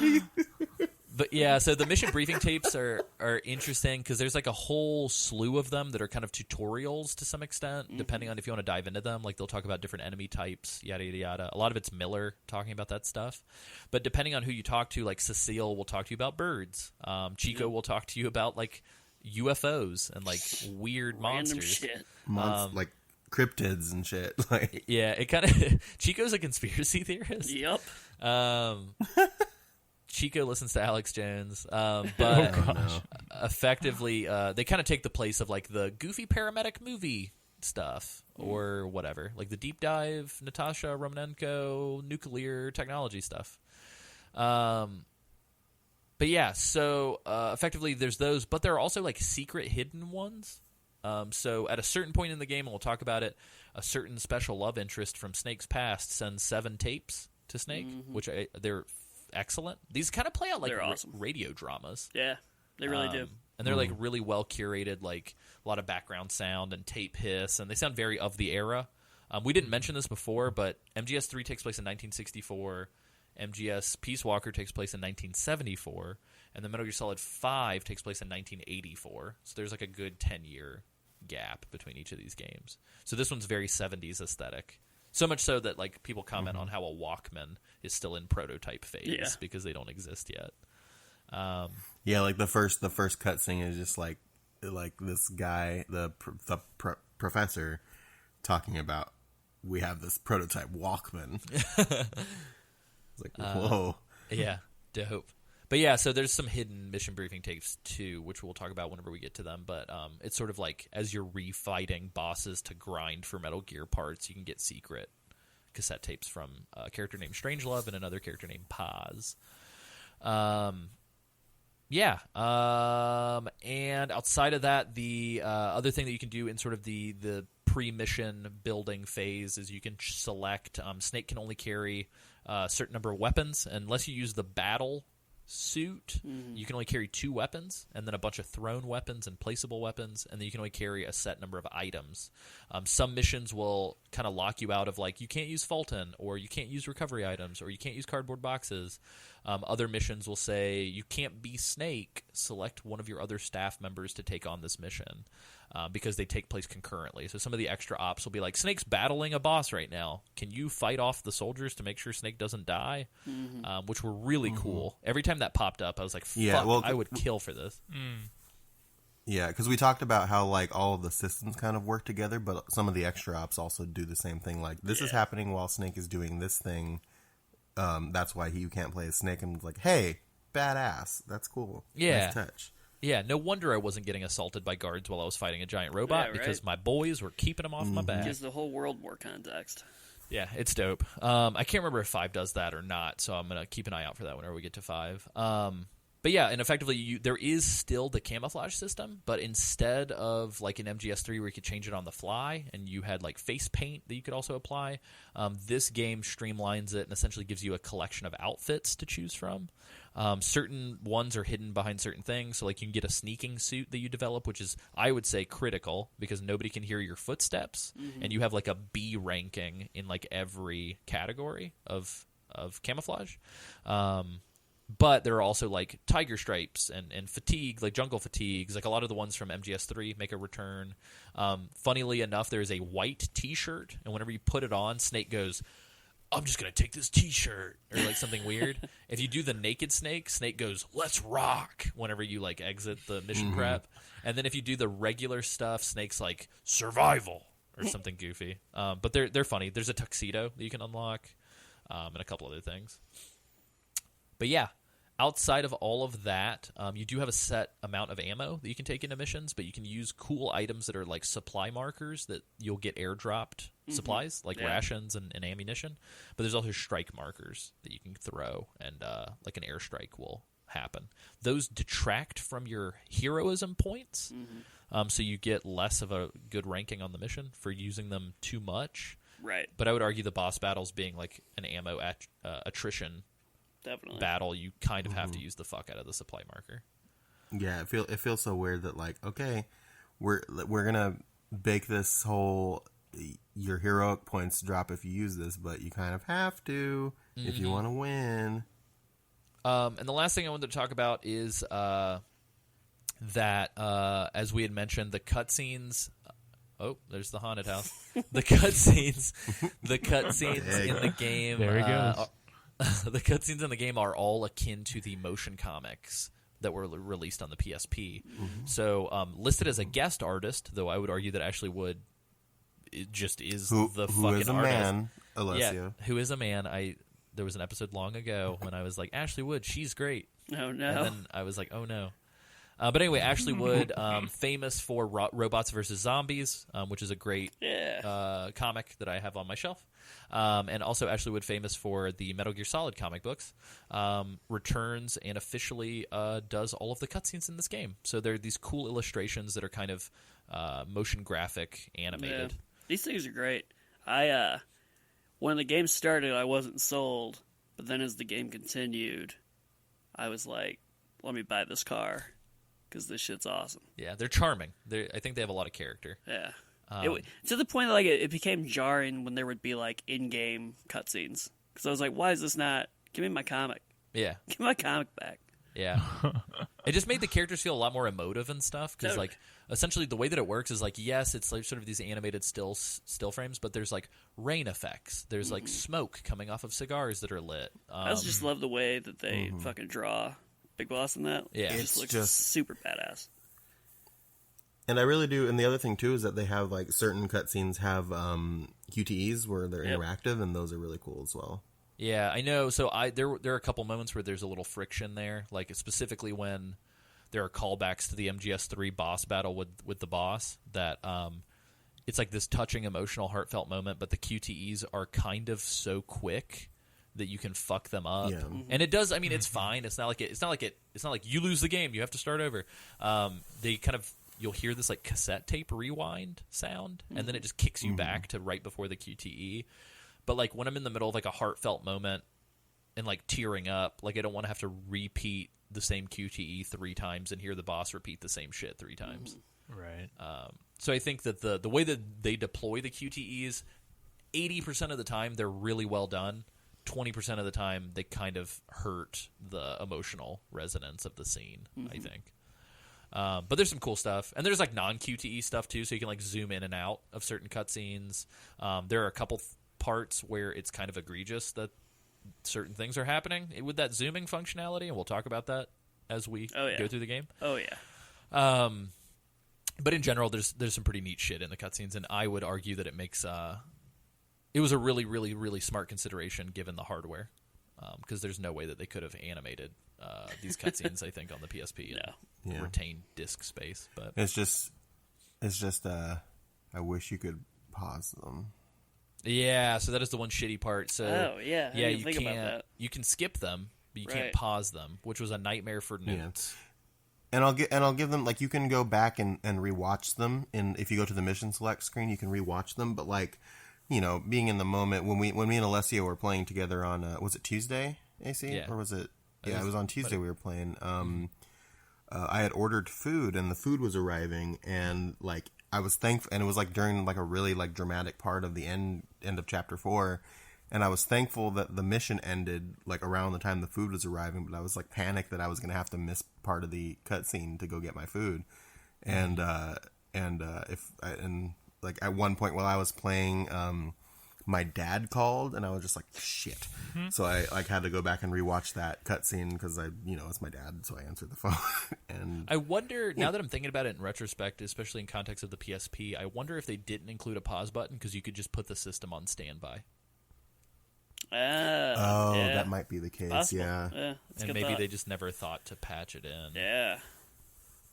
Yeah, that might be the case. Huh. It was just weird. Like me and Alessio were talking about it via text, and to their credit, like the cutscenes are shorter than is traditional in this series, but they're still like Right. pretty lengthy. beefy. Yeah, some of them are pretty long. I think others of them are surprisingly short. Yeah. But and I just want to say, I kind of feel like every single character in this game looks cooler in the motion comics than they do in the actual character models. Big time. Like Paz looks phenomenal. The way that the Professor Galvez is drawn looks great. Snake looks great. Cecile # like #1 best girl. Bay. Yeah, #1 best girl. beautiful human. Great. Kazuhira looks great. But then when they show you the character models, you're like, Chico kind of looks like a weird like plasticine Fallout 4 character model or something. And it's just like Chico just looks like a ball. yeah. He looks like a shiny Cinema 4D asset that somebody bought off of like the Unity store or something. But yeah, but that stuff's good. So real quick before we roll out, I know this is a little bit of a longer episode, but again, I think a lot of this stuff is pretty mandatory so that we're not having to cover this stuff and interrupt the flow of the plot conversations on the next episodes. Real quick, I did want to do a quick roundtable. I'm going to say quick 17 more times. I'm going to do a quick roundtable with you guys just to talk about how you guys approached it, because I know we've been kind of skirting around this, but I just wanted to hear from specifically like the three of you guys, because this is all your first sort of rodeo with this game. Yeah. Kind of how you approached playing the game, even from like a grand scale. Like, did you find it that like you could get in 2 missions in the morning before work? Did you play through this like all in bulk? Did you do extra ops between main ops? Did you kill everybody? Like, Yeah. So I guess starting with James, who was like the most fresh to all of this. What was your sort of approach? Yeah, so I would typically, what I would do is I'd play the game at night, like after work, and then in the morning, when I was like getting ready and things, I would like listen to like codec files and things like that, just get more story out of it. But I feel like I played the beginning parts in like a very poor way where I was essentially killing everybody and just like indiscriminately murdering everybody that I came into contact with. Like I couldn't be bothered to sneak, so I was like, I'm just gonna blow through this. James And then, is like stealth game bullshit. Yeah. and I would, Because but the then, game but very then, much, then I like, would waste more time encourages because you I'd to be be hiding to make stealthy. the alert go down because I couldn't progress until the alert went down, and I was like, all right. And eventually, like I realized, like R&D is super important, so I started shrinking people and folding them out of there so I get more people in my base. But that came a little bit later than it probably should have. I also would get like chastised, like I would randomly like use the codec and pause and be there and be like, I can't believe you killed those people. You're a monster, and I'm like, fuck you, kid, get away from me. And So James is saying, fuck you, kid, get away from me. But Big Boss was saying, fuck you, kid, come over here. oh no. Oh, Oh, gross. Yeah. Spoiler alert. Did anybody Hopefully- did anybody aside from me and Alessio play that extra op? By the way, I looked one? it up. I watched a video. there's an extra op. talking about the Can date? we talk? Do you want to save this, Alessio, or do you want to talk about it now? Yeah, so let's talk about it. So, and I guess we should probably clarify real quick with the side ops, all the different, or excuse me, the extra ops, all the different sort of situations. They're called side ops in 5, right? Or are they always extra Yeah. ops? I can't remember. Anyway, Well, no, they were called side ops because that's why we named our episode that's side right. ops. hopefully this isn't like a weird Berenstein Bear like Oh, no. Mandela effect situation. Oh no, Berenstain. Anyway, so the extra ops come in a couple different flavors. There's like shooting range extra ops. There's target hit sort of things where it's like you have a limited time, but if you shoot the targets and you get headshots, you get like extra time. There is a Fulton recovery style thing where it's like you have to Fulton everybody to complete the extra op. There's item destruction, like blow up a target, steal all the items, get the fuck out of there. There are a couple of like there's vehicle battles, so it's like you battle the vehicles. The vehicles will have like a shit ton of dudes that are protecting them. You can either trank all the dudes and then trank the driver of the car, or you can just fucking kill everybody and destroy the vehicle. There are sort of remixed boss battles that appear in the extra ops, and there's goofier stuff like taking pictures of ghosts and like finding treasure and fighting dinosaurs.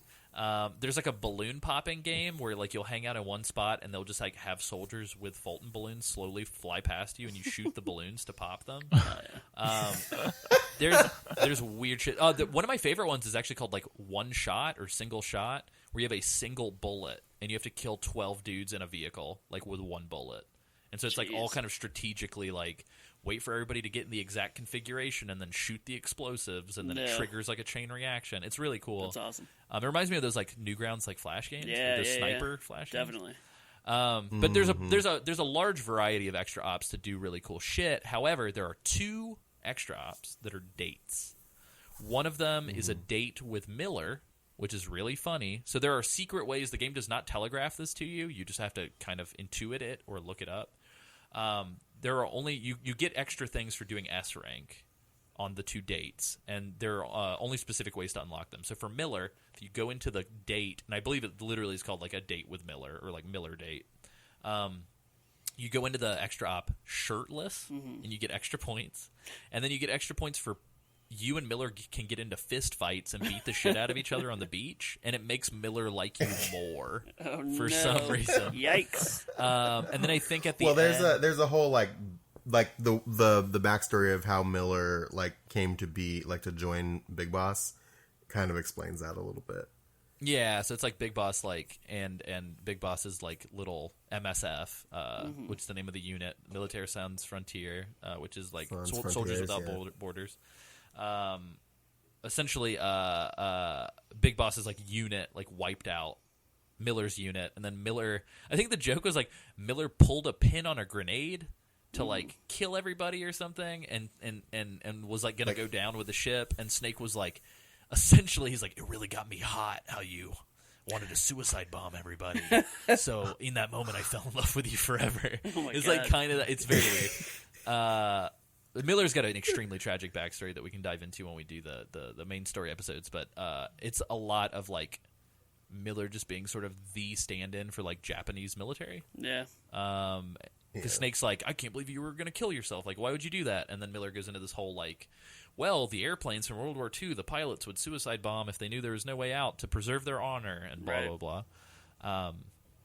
I hope that didn't come across as culturally insensitive. That's just kind of That's what Miller says. Facts. Yeah. But yeah, so in this date, you do this stuff, blah blah blah, and I think you can say specific comm lines out loud that will like also get him excited. But I think the way that it ends with all of them is I think you get in the love box. Like there's a type of cardboard box called a love box that two people can hide in, and I believe Miller gets inside with you, and it just sort of ends there, I believe, and that's how you get the S rank. There is a date with Paz where Snake can go into it, and there are two modes. The first mode is you're supposed to say extremely encouraging things to her, and you can't say the same thing multiple times. You have to kind of like rotate. So it's like, I believe in you, or like, you're there for me, or like, we can do this, or you can say peace, and she'll respond and react. And so she'll have like a little heart over her head, and she'll be like, oh, that's so nice. Thank you, Snake. But it's you and Paz on a beach alone. If you're shirtless, Paz will like run the fuck away from you constantly and be like, "Why are you like? Yeah. What do you? Why are you being a creep?" Yeah, why are you being a creep? I did it in the tuxedo, Nice. so I was just like, "What up, girl?" Me too. But yeah, so you're on this beach, and it's like at like golden hour. It's like twilight, and you're saying encouraging words to Paz, and then it concludes with you getting in the love box. This 16-year-old girl getting in the love box with Snake, and then like sex noises. Ugh. And the box like bounces around and stuff. Yeah, like moves around, and she says like, "What am I gonna do with you?" And then if you get an S rank, you can replay the mission, and she will be in her underwear. Weird. And it seems like Sam and I made a discovery. Sam made a discovery and shared it with me while we were playing co-op. If you go into the if you go into the staff, certain characters like main characters, you can view their models, like the character models. Sam pointed out something that I hadn't noticed. It's only the females. Yep. Yeah, And you can't all look of- at Chico's model. You can't look at Huey's model. You can't look at Kaz's model. You can look at Cecile's model. You can look at Amanda's model. You can look at Strangelove's You can look at model. Strangelove's model. And if you rotate the camera, even though like some of these women are not like busty girls, their boobs will jiggle. Yeah, as a matter of fact, Yeah. I would argue that I don't think any female character in this game is like a busty girl. It's fucking weird. But yeah, and in general, I used to kind of give the benefit of the doubt where I'm like, oh, it's like a cultural thing. I get it. Like Japanese games are kind of a little bit, usually skew a little more pervy than Western games. But it kind of dawned on me, like going back to that Retronauts episode that I talked about earlier, they talked about how one of the interviews that were translated that they read on that MetalGearSolid.net website was like Kojima talking about his affection for 70s culture and Bond films, and him talking about how like James Bond is like the quintessential man, and that the way James Bond treats women and the way James Bond drinks and dresses is like how all men should strive to be. Yikes. James Bond fucking Yeah. sucks. And like Problematic. I think Kojima's gender politics might not be what they the most what you would progressive. desire. Yeah, which is unfortunate because I think he's a creative guy, but the way that he treats women in his games is a little. I can't follow him there, Yeah. and we'll get into it with 5 because I think there are some very egregious, uncomfortable cutscenes in 5 specifically to do with this sort of sex stuff. And I'm not referring to the stuff with Paz, but just the female character in that game is very, contrary to what anybody at Kojima Productions will say, is extremely sexually exploited. Yeah. Which is unfortunate. But anyway, I think that's pretty Especially much the in generality Metal stuff. Rear Solid. Yo, no. No. That's the generality Bring it stuff back. thus far. Let's conclude with Sam and Isaac, since we got super off topic. Sam and Isaac, you guys' approach. Yeah, no, I did it more stealthy, which is, as you guys know, my philosophy is punch everybody. Punch him in the dick, dude. But this one, I I did it all a little bit more stealth in this one, for the most part, which again is, we've talked about, is very beneficial to your development, research and development. But I also feel like the controls were translated into the remaster very directly, I think. From the PSP, they didn't do a lot of changes, really any, I think, changes. They just kind of mapped it to buttons and said, here you go. And I think that that control scheme really, really lends itself to more of a stealthy approach, I think. Because I think if I was trying to like punch everybody, shoot everybody, kill everybody, I think I would have been a little bit more frustrated, because I'm not sure that the PSP's control scheme really gives itself to open combat in that way. Mm-hmm. Yeah, there's not like a dedicated punch button. You have to have like Yeah. a CQC enabled weapon or grenade or something in order to punch. And I think the other big thing is there. If you press square, you can turn on and off auto aim.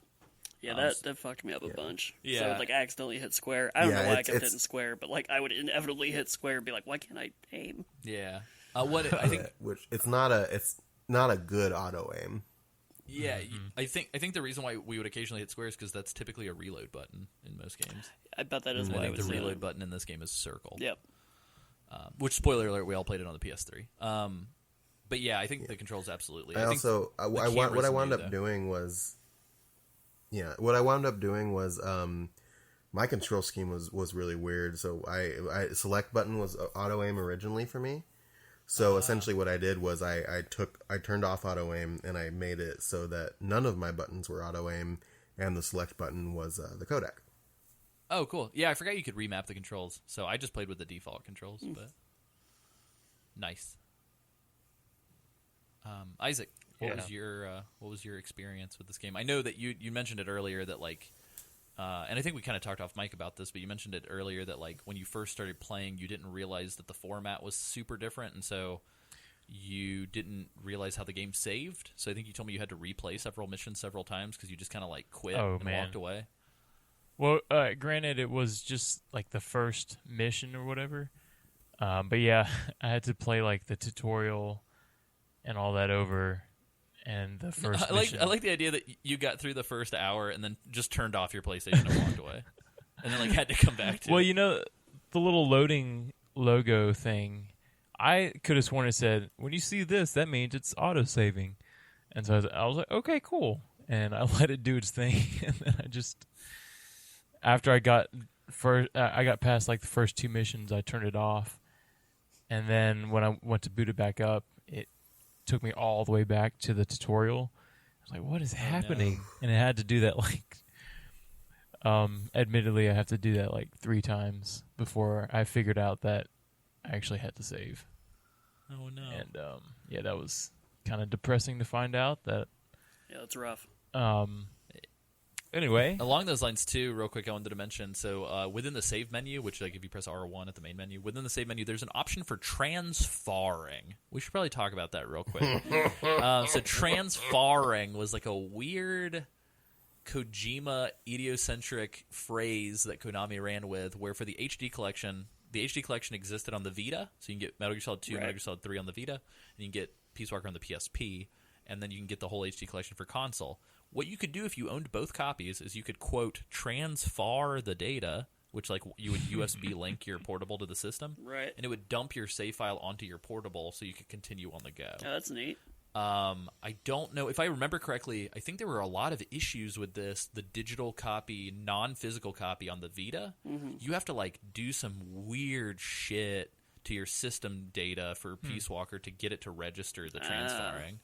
But if you have, like, an original PSP copy, I think it's, like, good to go. But anyway, I just wanted to mention that when we were talking about saves. yeah. So I figured out the save function. That was great. The first boss battle. The greatest Isaac challenge completed yet. Anyway, on to the gameplay. Isaac gets to the end of chapter 4 and then finally figures out Oh, the save system, no. but he has to start all over again. Isaac played the game like a kid with an N64 and Yeah. no save cart. I trying thought to play you had to go Gauntlet. through it all in one go, you know? What a nightmare. But yeah, I kind of struggled with the gameplay at first because I feel like I was playing in the mindset of 4 because that was the last MGS game that I played, which was a little bit more. I want to say, I don't know, less stealthy than this. I don't know. You could like run and gun pretty easily and get away with things. This one, I feel like I got alerts out the wazoo, and it was crazy at first, and then I feel whoa, excuse me. Then I realized that I should probably crouch walk and hide and Wait a minute, hold on. Isaac's like, this game's so hard, I got alerts out the wazoo, and then it's like the context being that Isaac is just full sprint running through the jungle. I'm just going from one end to the other. Jeez, No, I was that's just awesome. being less careful, and then I realized, okay, I gotta take this a little slower. And then something just clicked, and I was, one shot and You just started seeing numbers. It's That's like right. a beautiful mind. Isaac's like, I can see the Matrix. Yeah, and I think Isaac witnessed some of this whenever he was over and we were playing some of it together. Give me that trank gun, dude, and I'm hitting fucking headshot one shots from across the map and just like stealth suit, like crouch running through and just like not stopping for anything. Yeah, that stealth suit. Yeah, though. boy. Oh baby. Yeah, the stealth suit and the battle suit and a lot of these suits come back in 5, and they're just like very beautifully like done in the new engine. I bet. They look wonderful. That's awesome. But yeah, I think. Do you guys have anything else to add? I think that's a wrap on the generalities. I do want to mention Yoji Shinkawa did design all the characters for this. So whenever I was like, Ashley Wood should be the main artist, I don't want to negate Yoji Shinkawa's awesome art because he also obviously designed all this stuff. But outside of that, did you guys want to mention anything that's sort of big picture, macro scale systems discussions before we dive into the next episodes? All right. No. Cool. Awesome. So, as mentioned, we are going to be covering on the next episode the part 1 of the story. Episode after that will be part 2 of the story, and then we'll be doing an episode completely dedicated to co-op functionality and our experiences with it, as well as extra ops. Again, we're going to kind of pick our favorites and kind of go through them that way, and just kind of have everybody maybe report back with like 4 or 5 of their favorite extra ops. We may not dive into all of them, so if you have a favorite one, definitely let us know, because the final episode of the season is listener responses. Unfortunately, if you are hearing this, we have already collected those, but if you write in after the fact, we will either dedicate an extra op to it or make sure to read them on an appropriate future episode. Before we get into plugs, as always, you guys can help support the show by going to patreon.com/Metal Gear Mondays. We are also we've got a merch shop that Sam runs. Sam, what is that link? Yeah, you can go to bit.ly/MGM store. It's a shirts and pillow in there and Selling a mugs pillow? and all kinds of stuff. It's real good. We've had several people purchase shirts in the past, and I want to, if you purchase something, and the post future. up, let us know. Yeah, in the future, post up, let us know. I think hold on, there was one person that had purchased stuff. Who was that? Was it? I'll let you. Was it Matt I'll Smith? let you look. I know Matt Smith did, but we've also had some people post to the Facebook page. Yeah. If you want to look him that. up real quick, I can chat through real quick.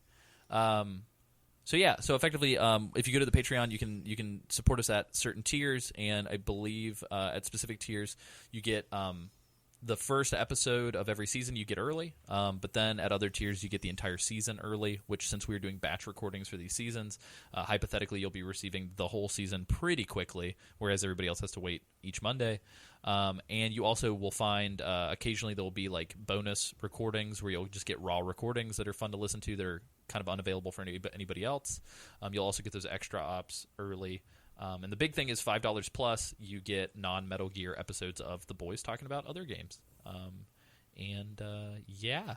Outside of that, you can find us kind of individually. Metal Gear Mondays is also on Facebook and Twitter and SoundCloud currently. But you can find us individually. I'm at AC Summerfield on Twitter or acsummerfield.com. I still need to update that website, but I have been doing more writing. So if you go to kinja.acsummerfield.com or go to the Kotaku Kinja page, I'm also trying to add it more to my website. I've been writing a bunch of articles, and I will continue to write articles, including some Metal Gear stuff in the future. Guys, where can people find you online? You can find me on Twitter at James Reichmuth, spelled like it sounds. So it's RICCHHEEMEOWTH. You say MOEWTH. MEOW. You Meow. just roll Moe me it. out of the Yeah. other. Yeah. Reach Mew. James Reichmuth. Reich meow. Yeah. Yeah. That's right. That's right. You can find me before I say where you can find me on Twitter or on the internet. I found it. So We had Matt Smith, who I believe we had shouted out previously, but I'll do it again because I like Matt Smith. Yeah, love that boy. He bought and posted the shirt with our new logo, the Metal Gear Mondays logo. And then Jack Keating posted, he got our It's Just a Box shirt and posted that on our page too, which we like super appreciate. So if you go to bit.ly/MGM store and pick up a shirt or a mug or anything, post it and let us know. We'll give you some love on the show because we really appreciate it when you support us. Mm-hmm. And all of those funds go directly to the Sam Wright Foundation for fledgling artists. I buy my cocaine with it, so I need you to keep fueling my habit. Yep. No. That's not what happens. Yeah. But yeah, you can find me on Twitter at Sanjul, Sanjuul. I'm posting, really, really good content. There was a time where I just didn't use Twitter a lot, but I'm doing my best to like keep using it, and I think I'm doing a good job. Can I read you my most recent 2 tweets? Go ahead. Okay, so this one is food for thought. Calling your sexy partner daddy is real weird, but imagine if people said mommy too. Okay, I'm gonna go die now. And then my most recent one is, don't you just hate it when lights try to guide you home and ignite your bones? Like, pick one, am I right? Hashtag fix you. So I'm really just putting off 100% A+ quality content on my Twitter, so you should go follow me on there. And I'm also working on like some other like side projects that I'm developing at the moment, and when that happens, that's where I'm going to tell people about it. So keep an eye out for that. Sam's using his R&D team of kidnapped adults to develop a new project. Mm-hmm. Isaac, Hey, where can people find you? Do you want to be found? you can find me. I'm okay. I'm very approachable these days. I'm okay. You can find him in real life. Yeah, good luck. Come find me at these coordinates. Throw out some GPS coordinates. Minus 71.28367. No, I'm just kidding. If you go to Grupp's Tavern, you can find me, and I will show you where the treasure is hidden. We're still waiting for him to tweet. It's been a long time. His last tweet was on March 2nd, 2017. At doesn't have a twit. Sam's got his He joined pulse Twitter on in the December finger on the 2015. pulse. Yeah, no. That's a long time ago. He joined Twitter. He joined Twitter in December 2015. His first tweet was on May 5th, 2016, which is Wow. which is What a I'm a jump. bleepy bloppy was his first ever tweet. And he hasn't tweeted since March 2nd, 2017. Yeah. We're not sure what we can do to get him to do it at this point. Please send help. What was his last tweet? His last tweet. Okay, hold on. I'll be there in a second. Sam, I thought you His were the last lawyer tweet. master. Read it to me. His last tweet is, I am eternally grateful for all the men and women in my life, especially Rick W. Funderburk. Hashtag 5 for 50. Hashtag 5450. Hashtag MGM. Hashtag nothing after it, just the pound symbol. Wow. just a stray hashtag. Nice. Hashtag. Well, yeah, you guys. So this has been our first episode on Peace Walker. I'm really excited to dive into the story stuff and just overall, after the part 2, talk about our feelings on this game. Yeah. So enjoy and welcome back, Vic Boss. Whatever. Welcome back.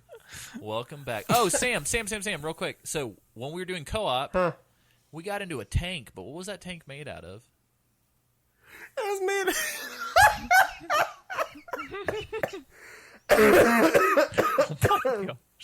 Oh my god! It's we got into a tank, and it's just a box, but it's so much more. Just a box.